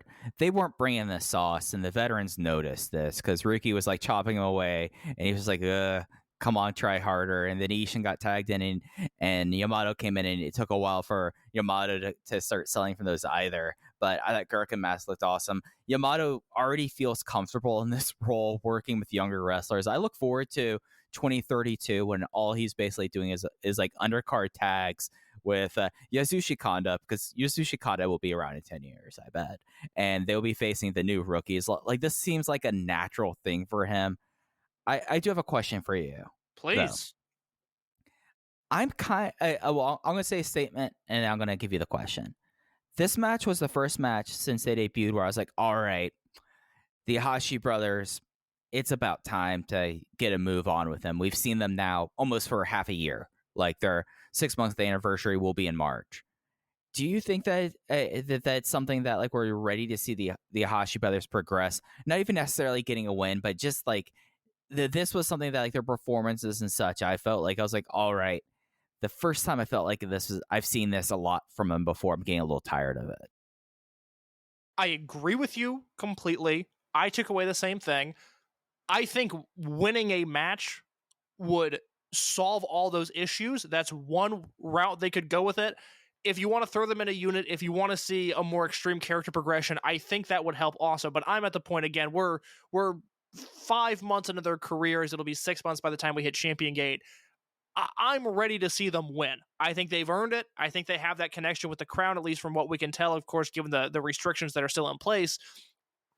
I think every party would benefit from an Hashi brothers win over, Shisa or Problem Dragon or whoever. Just getting that submission victory with the Alcatraz, I think would let everything breathe just a little bit. You're exactly right. We need that evolution. I think, which do you think is more important? Their next step being a win or joining a unit? I think the win, then the unit comes after. Okay, same page. I completely agree. Yeah, and it doesn't have to be like they don't need to be beating Young Vibes. They could beat Shisa and Sachihoko Boy at a Kobe Sambo Hall show. It'll probably happen at a Korakuen. Like, what am I saying? But I'm just I'm not sick of it yet. I'm not tired of them, but it's getting to a point now where I'm starting to look at my watch, if that makes sense. No, I think that's a very fair statement. After that, we had 6-man tag, Z-Brats, Hyo, SB Kento, and the returning Diamante versus an unaffiliated team, Gamma, Yosuke Samaria, and Punch Tominaga. Yosuke Samaria got the win on Hyo after Eita made his return. He walked up in his mask and his luggage. He pulled down the mask, grabbed the box, went headhunting, hit it out of the park, and dragged Yosuke Samaria on top of Hyo. So Z-Brats lost their first official match in what was basically a prolonged angle where Diamante had a 2-minute Volta finale on Punch Tominaga. I saw some talk about Z-Brats losing too much on this show. You referenced it earlier. Matt Blanky lost their first main event, and they lost it to Shima Takamichinoku and Sanshiro Takagi, and they ended up being arguably the greatest unit of all time. this unit, these guys have established themselves already. Their work speaks for themselves. And although you could certainly make the argument, I would listen to it, and I might agree with you that debuting new colors and a new name would be reason enough to have these guys go over in all of their matches. But let's not get lost in the work that they've done over the past year as these dominant heels. Let's not lose sight of that on this one show, where just because there's this shiny new object, they all of a sudden have to crush every opponent in their direction.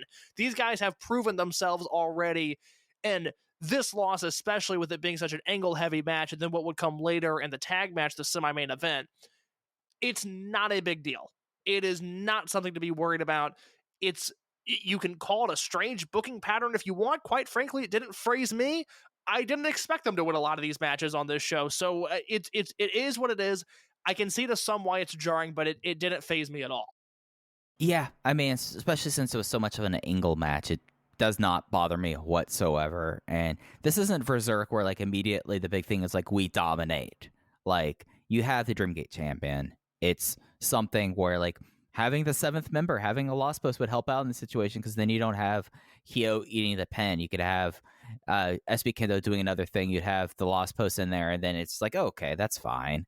But it's a gimmick thing. Like this is storyline. I understand the argument of, oh, you want to do this, but I mean, heel units lose a lot. Like there's a reason, like during that 5-unit survival race, R.E.D was towards the bottom, because you constantly have to have them in matches against babyfaces that have to win. So, and that's something to get into when we talk about the M2K match later. Like, you know, this is something that happens a lot in Dragon Gate and in Dragon System. It just doesn't faze me whatsoever. Where do you stand on the Eita and Maria saga at this point? Is this something that you're excited about, or something that you're kind of looking at your watch? You know, I'm interested. My big interest about this is like this is going to be Eita's babyface run after being the big heel for 3 years, basically. And I'm interested to see how it comes off, but I'm also interested to see like who they put around them, because Yosuke San Maria is never going to be a number 2 in a unit. It's just not going to happen. So I'm interested to see how this plays out. It'll be very interesting that if this ends up that Eita spurns Yosuke and then goes and forms another babyface unit.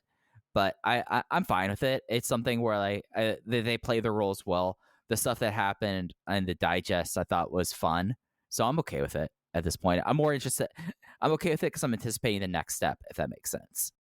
Yeah, there is on the Dragongate YouTube channel, there is an Eita and Maria versus Jason Lee and Shuji Kondo match. Jason Lee and Shuji Kondo, a team directly picked from my brain. I am all about that combination.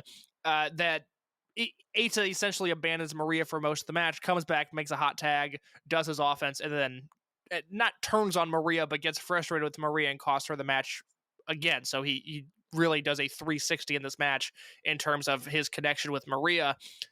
I'm really into this stuff. I'm really excited, and I think the story is going to be that Eita and Maria come together. Of course, she can't be a number 2. I would assume we get Jason Lee involved at some point. I would assume we get one of the youngsters. Could you see Daya and Minoura ending up in this unit? I'm sorry, not Daya and Minoura, Daya and Yoshioka.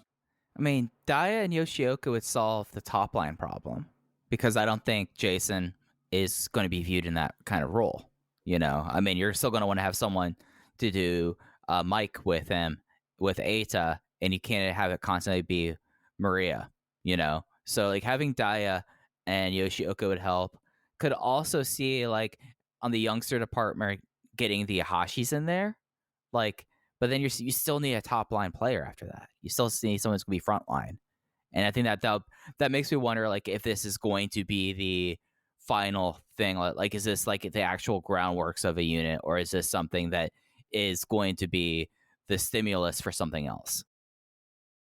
This, I either am going to say something really dumb here, or I cracked a code and I'm proud of myself. Eita, Maria, and then you look at the one common trait. If this is going to be a unit of love, let's say, that Daya, not Yoshioka, but Daya and the Ahashi brothers have, it's that they wear pink. And that just seems like some shit that Dragongate's going to pick up on, and that we're going to get a unit that is Eita, Maria, Daya, Yoshioka, and the Yahashi brothers. And that, to me, seems like a very realistic unit. Yeah, and Eita wore pink all during Overgeneration. That was Yes, one he of did. one of his trademark colors. So I mean that would all fit up. Symbolism. And you could throw, at that point, you could throw Jason Lee in there to be your mid guy, a guy that can beat anybody, that can also lose to anybody. You could throw Estrella in there just as a body to have. I don't know. I mean, these units are going to have to go 7 people deep. There's so many people on the roster at this point. So there's room for one more, but that certainly seems like the core of that unit going forward. Once the dust settles and we get out of this unit shakeup period, I think we're going to be looking at a unit of Eita, Daya, Yoshioka, the Yahashi brothers, and Maria. Yeah. I buy all that. Match 5 was an 8-man tag team match. We had Dragon Kid, Keisuke Okuda, and Benkei of High End teaming with Takumi Hayakawa versus the unaffiliated team of Ultimo Dragon, Shuji Kondo, Strong Machine J, and Ryo Fuda. Benkei got the win in 9:19 with a spear on Fuda. I like it. I said this the last time we talked about Fuda and Okuda. I like that they're leaning in to Okuda choking him out. I like that these two guys are wrestling each other on seemingly every show now, and that they're not just ignoring that incident. But what do you think it says about Okuda? We loved him in 2020. Ashita versus Okuda, our feud of the year, the DVD comp set coming soon to your mailboxes, of course. We're not doing that. I know Rob Naylor keeps asking for a Dragongate compilation DVD. We'll get to that at some point. But we love that Ashita versus Okuda feud so much. And then Okuda lost a lot of stock with us last year. And granted, he was saddled with Punch Tamanaga for part of the year, and he was in a lot of weird matchups that didn't necessarily play to his strengths, but also in Dragongate, part of the deal is that you have chemistry with everybody. And what do you think it says about Okuda that now that he's back in his comfort zone of kicking hard and working fast with a guy like Ryu Fuda, what do you think that says about him, given how uncomfortable he looked for most of last year? I think that tells you that he's not flexible. Yeah. As you're saying, and it's something that doesn't bode well for him long term, to be frank. I mean, he'll be around, but something that, there are certain reasons why certain people are in certain positions on the roster, and it just shows that, Okuda has his position, and that's what it is. It's something that it's going to take really him being flexible for me to buy back whatever stock he lost with me last year. Yeah, it's disappointing. I don't know at this point if I trust Okuda to have great chemistry with a Dragon Daya or an Eita, or could Okuda help carry La Estrella to something, even decent? I don't know at this point, but I know if he gets in the ring with Mochizuki or Fuji or Ishida or Fuda, he's going to be doing all right, and that is, not great. Yeah, and it's something where, I was actually pretty impressed with Fuda in this match, and he was, he's taking a little step forward. It's something that he's also going to be a flexibility problem. Just because, there's a reason why Masaki Mochizuki really transcended when he became the heel leader of M2K versus being the guy in the gi with all the other Buku Dojo scrubs.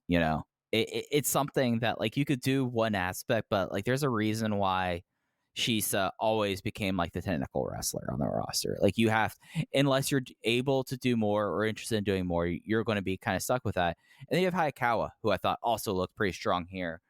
What's my one other big takeaway from this match, Case? I'm curious to see if you think, if you say what I think you're going to say. You have the floor. Go ahead. I really, really like the idea of Ultimo, Kondo, and Strong Machine J as a group. I like this trio.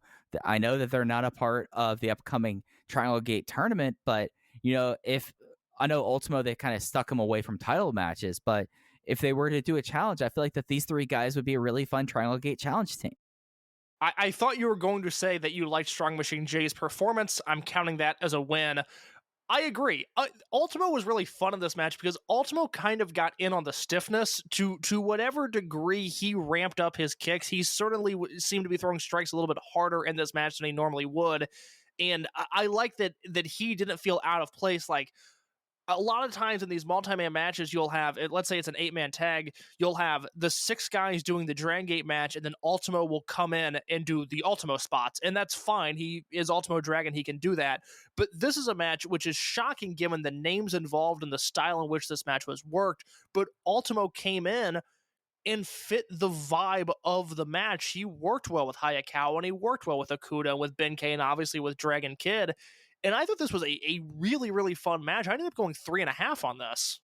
Yeah, I was 3.25. It was something where, like, when I see like this match, I was like, okay, this is something where, you know, I'm down on certain people in this match. I'm probably going to be predisposed not to be super into it.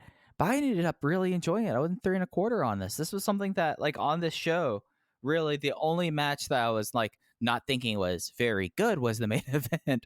But everything else I really thoroughly enjoyed. You know, for me, 3 stars is good. So I really like this.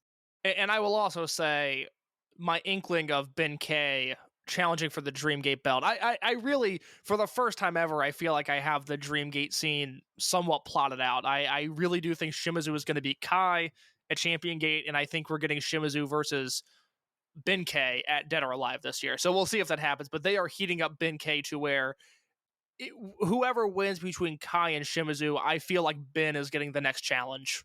No, I could see that, and it's something that now they have that second Korakuen in April, you could do that defense before you do the build to Dead or Alive. You know? That is true. That second Korakuen in April is going to be a really interesting show, because my first reaction to it was, oh, great, another show to do Road to Dead or Alive matches, and people that have listened to this show know that for whatever reason, those matches just never connect with me. I don't like them. But maybe they loaded up with something big and then still have something big saved for Dead or Alive. That's a very interesting placement, just given the way their calendar works. Yeah, it's something that, like, I'm still kind of wrapping my head around that. It's going to be interesting to see, like, if they use that for further Dead or Alive build, or if they're willing to say, like, all right, it'd be a good idea to do another Korakuen title match here. So, especially considering how occupancy is for a lot of their buildings, and who knows how the restrictions will be. I mean, being able to get another 600, 700 people in a match that, I mean, Benkei versus Shimizu is not a match that you're holding in your pocket. You know, I mean, that's a card you can play with a title match. You know, get extra attendance when you wouldn't necessarily get it. You know, make sure you get a sell out there in your second Korakuen of the month. Yeah, and that's going to be the plan as of now, and you would know better than I would, so correct me if I'm wrong, but as of April, they're going to full capacity Korakuens. That hasn't changed, right? They haven't really said that those are going to change. I mean, with Omicron and everything like this, I mean, who knows? But I know the original thing was like this, because that was going to be the big deal with the retirement match for Kness. That would be the first full occupancy show, would be that April 7th Korakuen. So doing that, the second Korakuen's a few weeks later. They're not doing back to back. They're doing it on the 25th. Makes you wonder, that might not be a title match now, because I'm looking at the rest of their schedule. They don't have anything announced for May yet, but they only have 2 more shows after that. They might not do that title match there. Very, very curious to see what they do there, but we'll cross that bridge when we come to it. That's right. Support for Open the Voice Gate comes to you by MyBookie. Your team might have missed the big game this year, but MyBookie's double deposit bonus makes you sure you won't. With tons of exciting prop bets to choose from, there are hundreds of ways to make your Super Bowl the most exciting Super Bowl party yet. What you do is you go to MyBookie now. Use promo code VOICES to have your first deposit bonus match instantly, so you can get into all the action for Super Bowl 56. The only way to watching the biggest game of the year can get any better is get paid doing it. And MyBookie gives you everything you need, from betting on the opening coin toss to the length of the national anthem. Super Bowl prop bets are a great way to get the entire party to get some skin in the game. And now with MyBookie, they're giving you the chance to call your own shot by submitting your own Super Bowl prop bet to be featured on the site. All you have to do is comment on the MyBookie Twitter page at MyBookie to get your prop bet featured. Don't miss out. Head to MyBookie and double your first deposit bonus up to $1,000 by using promo code VOICES. Place your bets and get ready for the unmatched excitement for the Super Bowl. But anything, anytime, anywhere with MyBookie. in case I know for you, your team is in the Super Bowl coming up here. Yeah, So I was gonna say I don't know who wrote this copy, but my team has made the big game. I'm fired up. The Los Angeles Rams are one win away from being Super Bowl champions, and they are the best team in the National Football League this year, so they damn well should be. I am looking forward to this. I'm going to download the MyBookie app with the promo code Voices, and I for entertainment purposes, I will say that I will be putting down a lot of money on this game with MyBookie with the promo code Voices. I fully expect to put money down on the Rams, and I fully expect to walk away with more money than I started the night with. This is the time to bet. Again, even if you don't know a lot about football, use those prop bets. Bet on the national anthem. Bet on a Doritos commercial. Whatever you have to do, use MyBookie with the promo code Voices and make that money.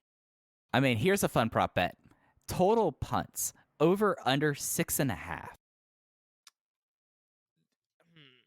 I need to know how many punts are in an average NFL game, because 6.5 doesn't really tell me anything. How many punts are in an average NFL game? Teams average 4.8 punts per game as recently as 2017. Now you have to factor in that McVay is coaching the Rams, which means they're more prone to go for it.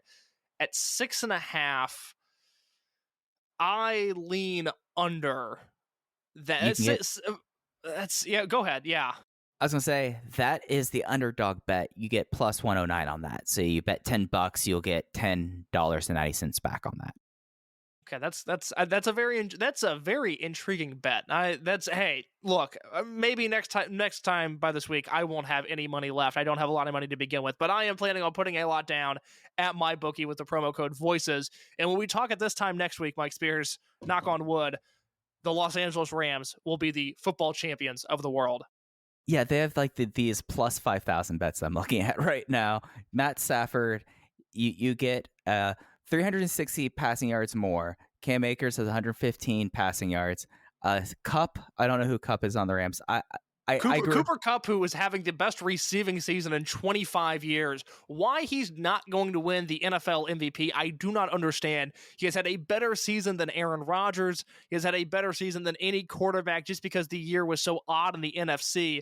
Cooper Kupp should be your NFC MVP, and the fact that he's not going to win that award annoys me because he's putting up Jerry Rice-like numbers in a year where there wasn't a consistently dominant quarterback, or for that matter, a lying quarterback in the NFC. So basically, with Stafford throwing for over 360, Akers rushing for 115, if he runs for 185 and the Rams cover, which is the line currently is they are favored by 4.5 points, plus 5,400. So you put down $10, you get back 540. Case, would you make that bet? I am going to avoid any Cam Akers over bets. I think putting money on Cooper Kupp to score and amass a lot of yards, I think is a smart idea. I would also be looking at Odell Beckham Jr. because he has been phenomenal in these playoffs. I was so nervous when the Rams brought him in that he was going to essentially be Odell Beckham Jr. and bring a lot of drama and a lot of unwanted attention to this organization, but he's been very quiet. He's played tremendously in the playoffs, and with Robert Woods out, he has become their de facto number 2 receiver, and as a result of Kupp getting double, if not triple teamed for most of these games, Beckham has become Stafford's new favorite target, and he was, much needed in the first half of that Tampa Bay game up until Kupp got loose finally in the second half. So I would, again, they're going to target Kupp. I'm sure McVay at some point is going to draw up Stafford throwing a 65, 70-yard pass to Kupp in the early part of the game. I think that's a very safe bet. Hopefully they complete it when they run that play. But I would be looking at OBJ and I would be looking at Kupp as guys if you want to target players for certain bets to look at and to put some money on. As much as I like Cam Akers, I don't trust the Rams running game. And my guess is we're going to see Stafford throwing 40-plus passes in this game, and they're going to abandon the run pretty quick. But how wild would that be if you throw $10 on there and suddenly get 540? You can get your own tracksuit at that point. In a Japanese XL, which fits like an American medium. I mean, I got the Japanese large, but I wear American medium. So I mean, yeah, I was telling you before we started recording, I'm not only 6'2", but I was walking to the grocery store earlier today, and I was like, oh man, I feel some extra pounds. I have not been taking the best care of myself in these winter months. Oddly enough, mental health doing great, much better than it was, September through December. But I'm feeling pretty good. But as a result of feeling pretty good, I'm eating a lot. And I felt it today. I was carrying a little bit more than I normally do. I mean, I'm just not being able to get out and hike at all because how cold it is, and that's been getting to me too. So Well, it's 10 degrees here. It's what, like 40 degrees there? it is right now 40. This was the first my God. day. This was the first day in the last 3 weeks that it has been above 40 degrees. Like it's been. I just looked. It's 37 in Chicago right now, so I can't get too upset at you. But this is the warmest it's been in 2 months. Yeah. No, like the huge snowstorm completely got ate up by the mountains. So I just had a lot of rain, and that's made things even more cold and damp. Like we actually had a fog warning last night, and it was the worst fog. Taking out the dog before I went to bed. Worst fog I've ever seen living here. It was like something that you would see out of Peaky Blinders. It was like that kind. Fog is an underrated, scary thing. I don't think anybody lives with an active fear of fog, but once it pops up, it's a little nerve-wracking. Hey, there was like that London smog fog in like the 1950s that like killed a whole lot of people. So I think there's a generation of people who have a healthy fear of it. I'm sure Morrissey's terrified of it. It would make sense. All right, getting back to Korakuen, we had the final burst out Kness Forever Memorial match, M2K, Masaki Mochizuki, Susumu Mochizuki, Yasushi Kanda versus Natural Vibes, KZ, Genki Horiguchi, and Big Boss Shimizu. Of course, Darkness Dragon accompanied M2K, and M2K, as they want to do, went to a double count out in 9 minutes and 30 seconds, and the crowd went nuts. Yeah, this was the perfect nostalgia match. This is exactly what it should have been. And it's great. Like I like M2K. When I watch that footage back of that era, I am typically a fan of the double ring out committee, which was their gimmick where, again, they were purposefully trying to ruin matches by having them end in double countouts. I think that's a clever finish, and there were certainly some matches where that gimmick was used to perfection. This was just a lot of fun. This was a feel-good pro wrestling match. Yeah, no, this was like something that was like nice to see. Like I did like that we got like the first few moments of GWD before they hit the we cannot broadcast this due to licensing reason. Come on, let them have GWD come out for the last time with the original 4. But it just like everything like hit the right way. We got the triple teams, we got the Susumu and Kanda tag team work that you would see in like 2000 through 2002. It just was like a good feeling match. Kanda looks insane doing the mohawk and everything 22 years later. God, I didn't think Kanda still had all that hair. More power to him. That was impressive. Yeah, and it was just like a very cool thing to see, like all of this and to see it play out that way. We got to see some Darkness Dragon stuff, especially doing the I forget the name for it, but when he puts a hammer into his boots and goes up top and does the guillotine knee drop. We got to see that, and that was really fun. It just was like the fun thing to see, and it was something that was nice to see him being able to do a little bit, knowing that he's only going to be able to wrestle one match. It makes me wonder what we're going to get next month with the Jimmies. Well, okay, you brought up a few things I want to hit on there. One, we forgot to mention that Yoshioka now has the Darkness Buster as one of his finishing moves. What are your thoughts on that real quick? Oh, it rules. He should have it. It's something that, I mean, like, Dia Inferno was the heir to Darkness Dragon. I've been talking about that since Dia Inferno appeared in 2020. So, like, yeah, he absolutely should have the Darkness Buster. Like, if he did not have the Darkness Buster, I would be disappointed. Yeah, the way they're passing down these moves from generation to generation is so clever. And that's, I talked about wanting to know who was behind Dia's unmasking earlier. I would love to know who came up with this idea of Yoshino gifting his moves and now Kness doing the same. It's so clever, and it's just one of those small fan service things that is just going to mean more and more as time goes on. I'm so glad they're doing that.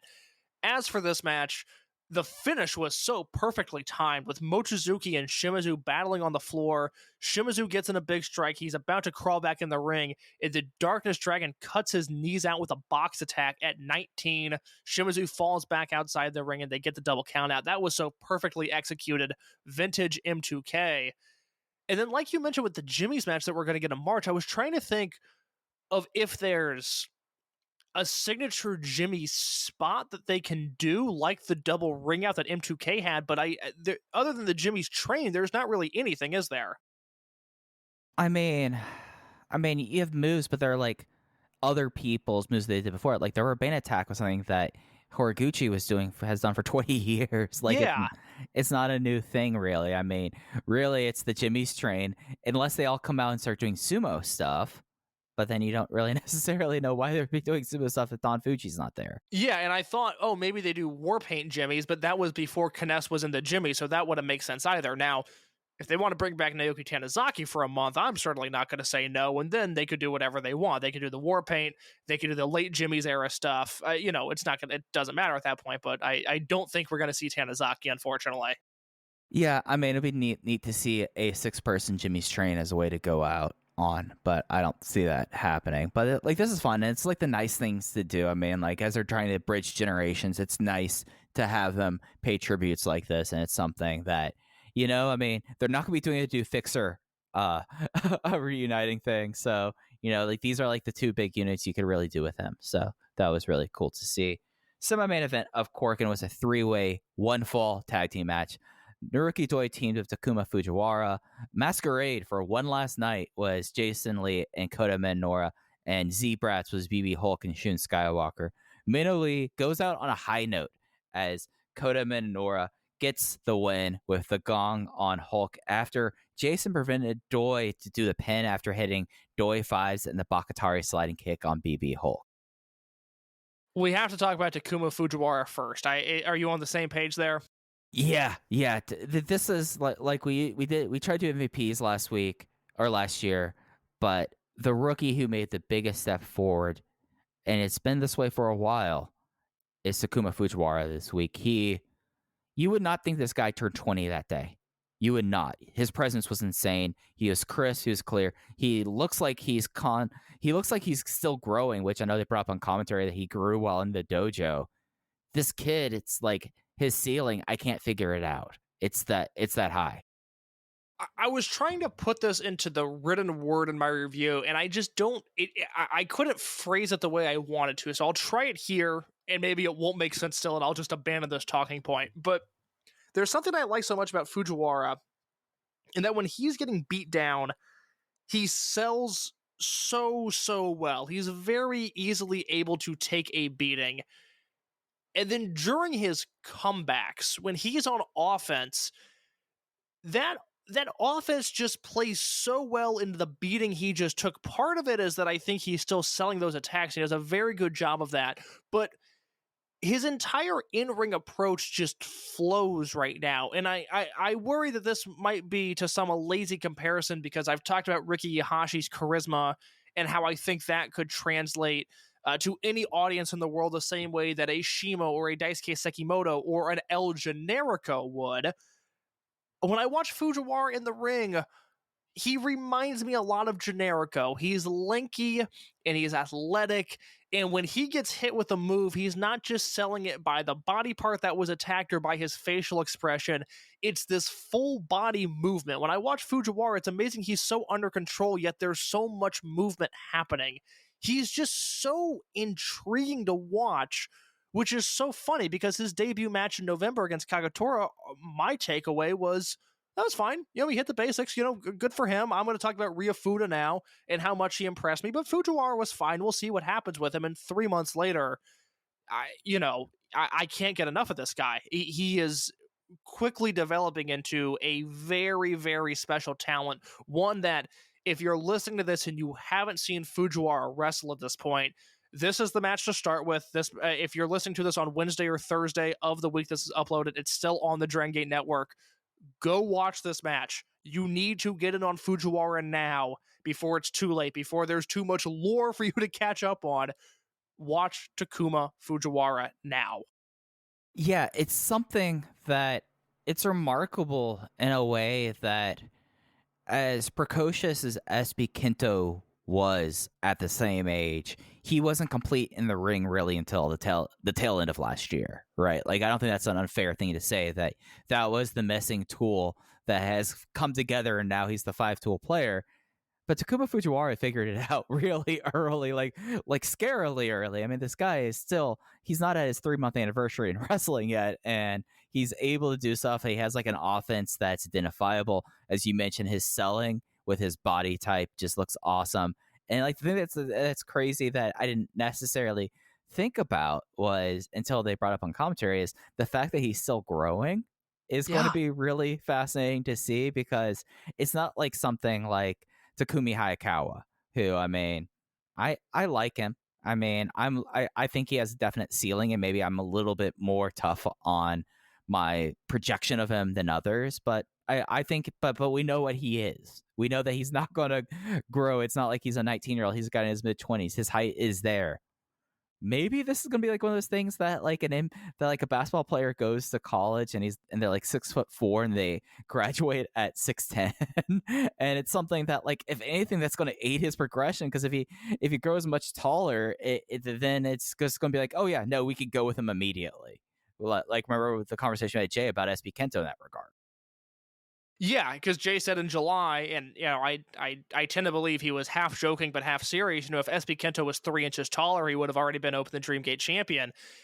You look at Fujiwara, and you're exactly right. He put together the in-ring component of his game much quicker than SB Kento did. It's what I said last summer was, you know, you look at how talented SB Kento is. He's someone from his debut match, December of 2019. I looked at that guy and I said, I think he could be the next star of this company. I really think he could be the big deal.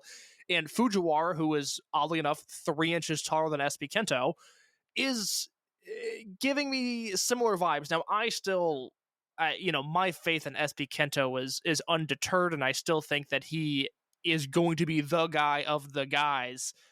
But Fujiwara is really showing me something that I don't know how I want to phrase this.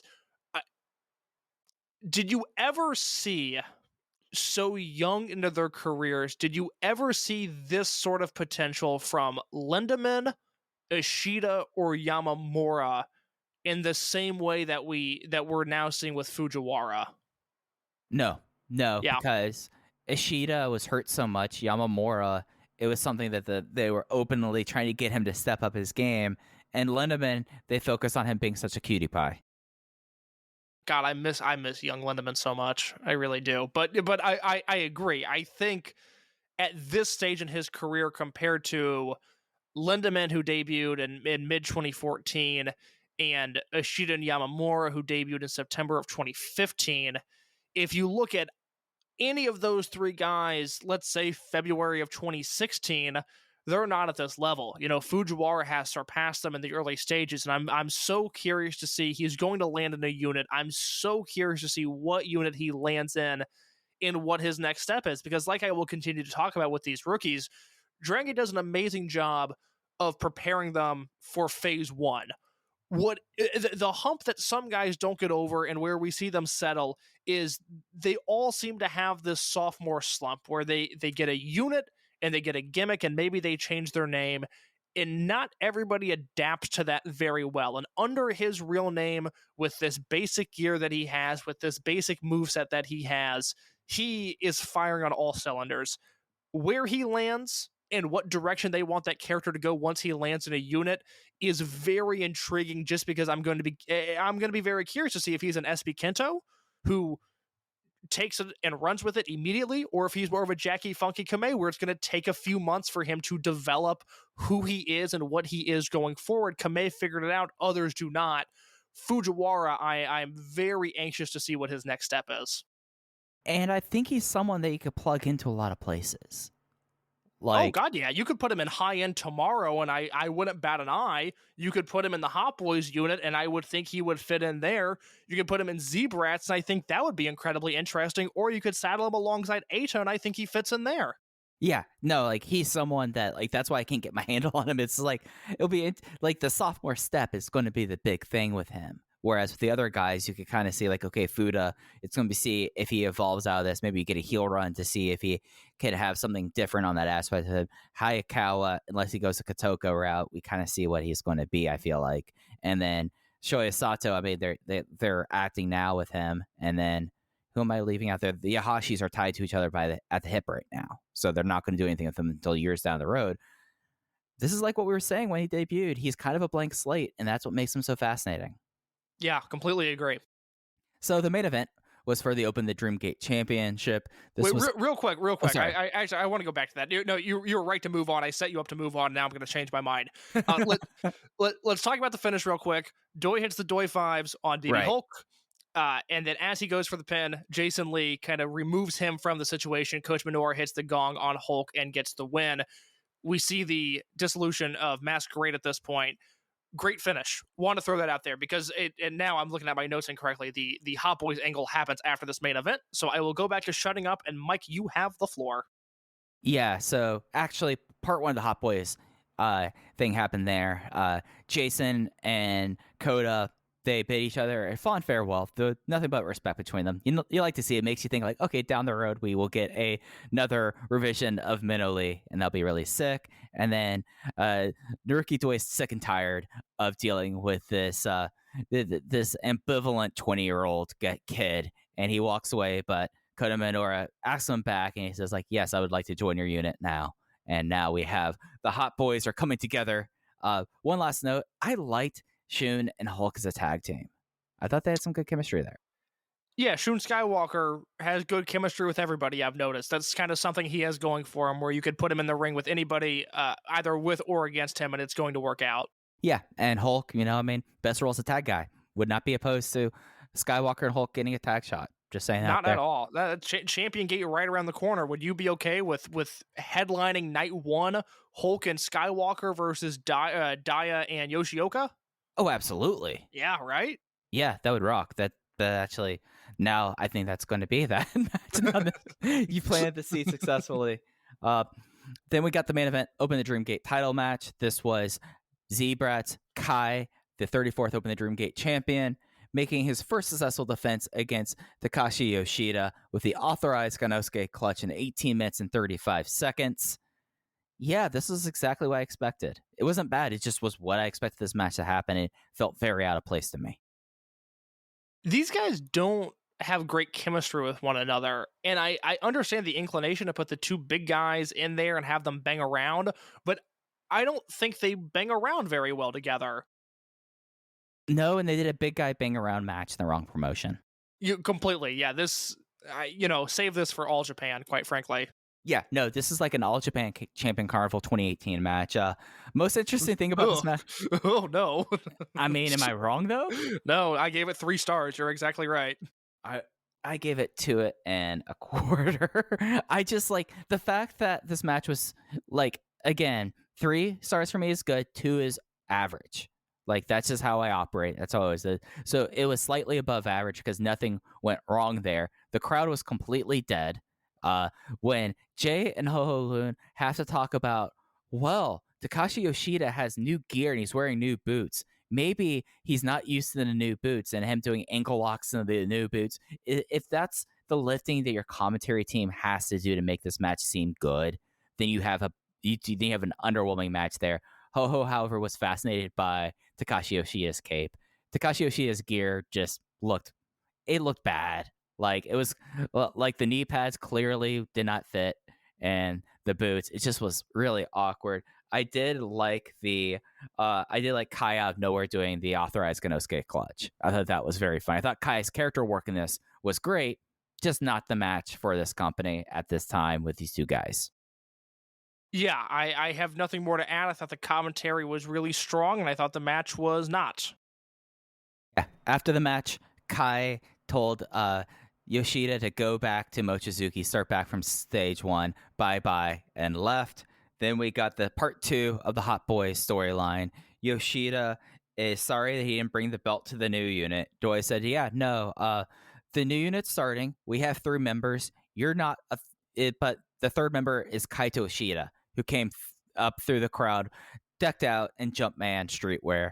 And Yoshida was befuddled for a bit, and they kind of went back and forth about this. And Yoshida finally got the point that you're not joining this unit. He had a full-on like a break at that point, just screaming and just was like so disappointed and so sad. It's something where like he's such a you want the best for Takashi Yoshida. Like, he's a very endearing babyface.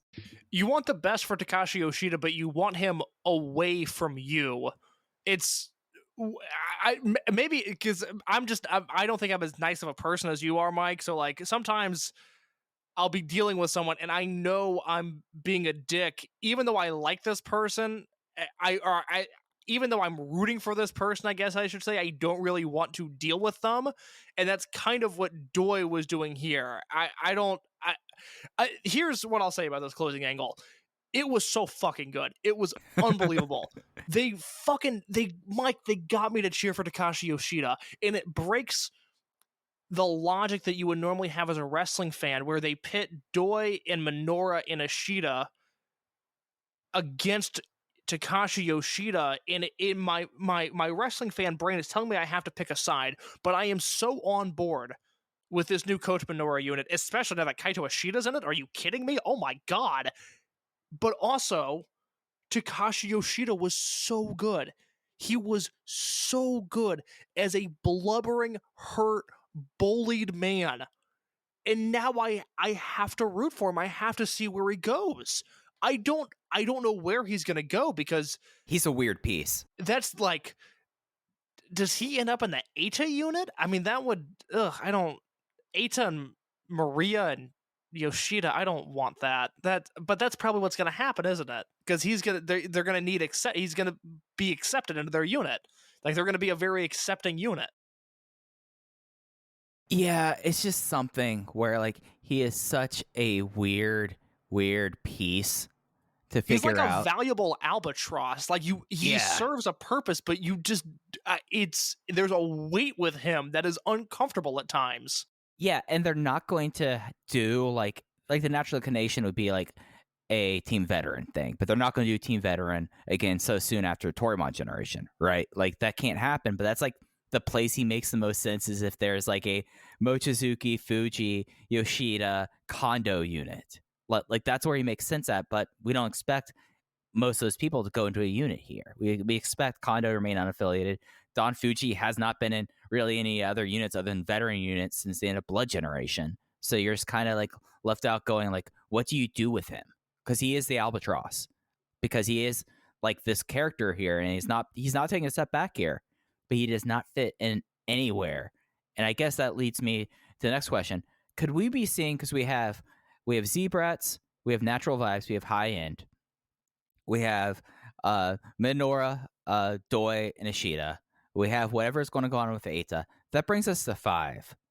Is this a time to see a 6th unit? Because the roster's big enough for that. Yeah, that wouldn't surprise me at all. I think the roster calls for it, actually. And that's like the only way he makes sense, because you don't add him to High End. He makes no sense to High End. He doesn't solve any of High End's problems. No, you almost wish that, and it won't happen, so I shouldn't even put the idea in people's heads, but you almost wish that Yamato would leave High End and work his way back with Yoshida, because they're both at points where they're not going to be challenging for the Dreamgate title anytime soon. Let them run Yamakong back a little bit, but Yoshida makes no sense in High End, and it makes no sense for Yamato to leave High End. Yeah, and there's no place for him from Natural Vibes. Natural Vibes is set. He's not turning heel. They have a big dancing idiot, so they're not even. And I say that with love, of course, but we're not even. I don't think we're going to get the Yoshida trial series, because Shimizu is just a better version of him in that unit. Right. Yeah. So I mean, he's just like this, and he's just like this weird cog, and it's be interesting to kind of happen here. And his beef in R.E.D. was with SB Kento, and SB Kento was a focal point of Z-Brats, so I don't see him turning heel. Right. Like, I would have a ton of issues if that was the route they go, as him turning back heel, because the person he had the primary beef with is still there. Yeah, so he needs a 6th unit, or he has to be unaffiliated. Like, that's the only way it works for him. He's in that's the, like, under normal circumstances, the idea of, hey, this roster's loaded, where are we going to put Takashi Yoshida, would annoy me. But he was just so good and so compelling in that spot, and obviously to some degree I empathized with him. I have to see where he goes next.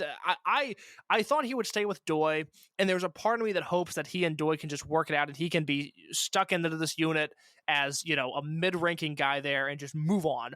But whatever his next step is, we'll see in the long term if I'm still interested in it. But right now, I am dying to know what his next move is. Yeah, no, that's an interesting kind of point that adds on to it because you don't know where he can go, and I think that's kind of like the best thing for him is just like, oh, we want him to land somewhere, we want him to have a home, but it can't be here. It can't be here. just not here. I want you to have a home over there. Right, yeah. And instead of how we were before this, was just like, I want you to have a home outside of this company. Yes, yeah. You can live in our neighborhood now. Just not next to me, just over there somewhere. Yeah. He's the friend that you hope he loses your phone number. But we love him. But don't text us. Yeah. And don't think he can just show up unannounced. No. Invite only. Right, exactly. Takashi Yoshida, invite only. That really sums him up. Maybe him and Dragon Kid should team together. What? Wait, why's that? Oh, because Dragon Kid's the guy on the roster that everyone hates in storyline. Oh, that's you know, when Dragon Kid showed up at that Noah show in January and teamed with Ultimo, there was the translation that came out where the reporter was asking Ultimo about it after the match, and Ultimo was like, yeah, I fucking hate the guy, basically. And I had a few different people DM me of like, hey, what happened? Are Ultimo and Dragon Kid cool? Like, I thought the beef was with like Ultimo and Shima and Magnum, not Ultimo and Dragon Kid. And I was like, it's a whole story. Everybody hates Dragon Kid. Like, what are you gonna do? But I had multiple people reach out of like, hey, what did I miss? Like, did you guys talk about this on the podcast? No, it's just they hate each other for unspecified reasons. It's because he's the most annoying person. So the most annoying person is the person who you love. You just love him over there. That's what the 6 unit should be. So it's Dragon Kid, it's Takashi Yoshida, it's very clearly Punch Tamanaga. He is going to have a prolific role in this unit. The most excruciating Triangle Gate challenge team ever. It's Sachihoko Boy, because that voice again, I love you, but over there. And that feels like the appropriate landing spot for Strong Machine J as well. Right, yeah. We don't know what to do with you. You go over there. Just, you're the man, and I would love to see you over there. I hate to see you come, and I do love to see you go. Yeah, the two last things from the post-match, Shimizu did a face-off with Kai. That's now final. That is now set. It will be the main event of Night 2 of Champion Gate for the Dreamgate title. Ryo Saito gets his way eventually. Ryo Saito would be a member of the Over There team if he was still wrestling on a full-time basis as well. That's a very kind way of putting it, that I love Ryo Saito over there. Ryo Saito can get lost. But you'd be sad if something happens to him, but just go. Leave me alone. 2005 was a long time ago. 2005 Ryo Saito, my number one draft pick. 2018 Ryo Saito, I can't look at him without feeling anger. Yeah. No, I mean, we don't need to talk about the Ware Gate ever again. And the other last thing is Kaito Ishida does not have the right idea about how to appeal to women. Because he immediately started to call everyone in Korakuen Hall ugly. So he's the bad boy of the International House of the Hot Boys. It's such brilliant booking to get him in there. Like we talked about a month ago when we revisited the rookie ranking tournament, he was so over as a babyface. And because of his heel turn kind of immediately coming into COVID, we missed out on those mixed reactions of him being with R.E.D, but him still being beloved by some people. And I think just given the fact that, we've had a lot of new fans come into our bubble, they might have missed Ishida and Maximum. So I really tried to hit over the head a few weeks ago. Like, no, this guy was a babyface star, and his profile was rising in a really rapid and exciting way in Maximum. And he kept that up through R.E.D. Him being in this unit, being what we're going to assume is just the bad boy, it's fucking phenomenal. I did not see that coming, and I am so glad that's the direction they're going in. I assume that Minoru's winning the Dreamgate this year. I think he's either entering Kobe World with the title and leaving with it as well, or he's winning the title at Kobe World. So I don't see this Dragongate team happening anytime soon, but a Minoura Doi Ishida Dragongate team would be as loaded of a trios team as there ever was. No, yeah, that's one of the ones that's going to break Natural Vibes run if that happens, because it's like, how are you going to defeat them other than them tire out? I mean, eventually they'll vacate the titles. That's when Doi will turn on them. Oh, you mean pulling the old Shima 1-2 right there? Is that what you call it? Is that what pulling the old Shima is? Yeah, finding a reason to vacate a title that does not involve you losing a match. Yeah, Shima did that so many times, man. I know. There's a few different things that pulling a Shima could be described as, but you're exactly right. The year-long Twin Gate run of Shima and Dragon Kid, I would love to know if Dragon Kid was actually hurt or if Shima was like, hey, man, I'm not dropping this belt. You better fake a shoulder injury real quick. Sorry, Kevin. This finish doesn't work for me, brother. Oh, boy. All right, we're firmly into hour 3 now. A couple of quick things before we get out of here. On the digest on the YouTube, they are doing this. Like, it seemed like that they got enough for a response, so they want to continue doing this. There is a really awesome trios match that, Case, you made sure to point me out to. This is Doi, Minoura, and Ishida, first time teaming each other as a trio against DK, Benkei, and Fujiwara from February 6th. And from what I saw, because it was clipped, this could have probably been an in the building 4-star match. Yeah, I don't think we've talked about it a ton on this show, but on all the house shows, we're getting at least one match uploaded to the Dragongate YouTube channel, and we got this one here, and it was awesome. And a lot of these matches, you know, we're not going to talk about every one of them because a lot of them are just, they're going to be matches, and they're going to be 3-star deals that we have nothing to say about. But this was one that particularly caught my eye. I don't know if it's because I'm just paying attention to the house show lineups on a closer level now, because I know at some point we're going to see footage of at least one of the matches, or if it's just a sign of the times where a lot of these house show cards look really, really interesting right now. I wish we were seeing these shows in full because they're doing a lot of things that I would like to see. I'm glad that we got this first Minoura Doi Ishida team.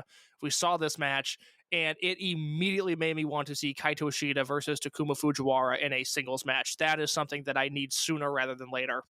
Yeah, no, this is a whole lot of fun, and it's worth going your way. And, you know, the best way to encourage them to have more of these stuff up there is people go watch them and they get the view count up. So it's worth checking out there. But, Case, we're going a lot longer tonight than I expected. Was there anything else you wanted to touch on?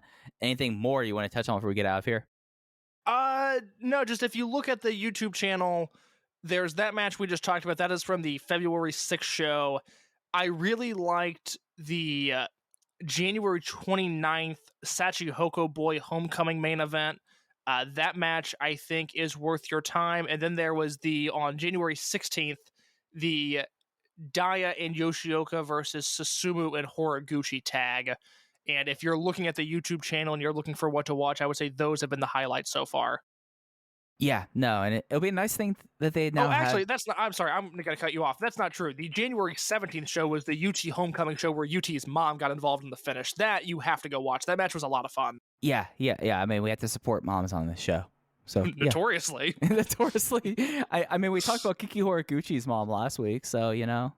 I kept her name out of my mouth. You were talking about Genki Horiguchi's mom. I was very complimentary. Just in case anybody's wondering, I didn't say shit about her. I was very complimentary to her, and the fact that she always helps out whenever they do the local shows for his homecoming thing. So, yeah. Okay, that's your story. I was... Roll back the tape, bud. Roll back the tape. I said nothing on tour to Kinky's mom. No, she's a nice lady. Nice lady, yes. But I think that's going to, before we go further off the rails here, that's going to do it for this week. They have a show in Kyoto later on Friday. We'll be back next week talking about it. You can follow us on Twitter at Open Voice Gate. Case is at _ in your case. I'm at Fuji Heya. That's it from the Voice Gate. We'll talk to you next time. Take care.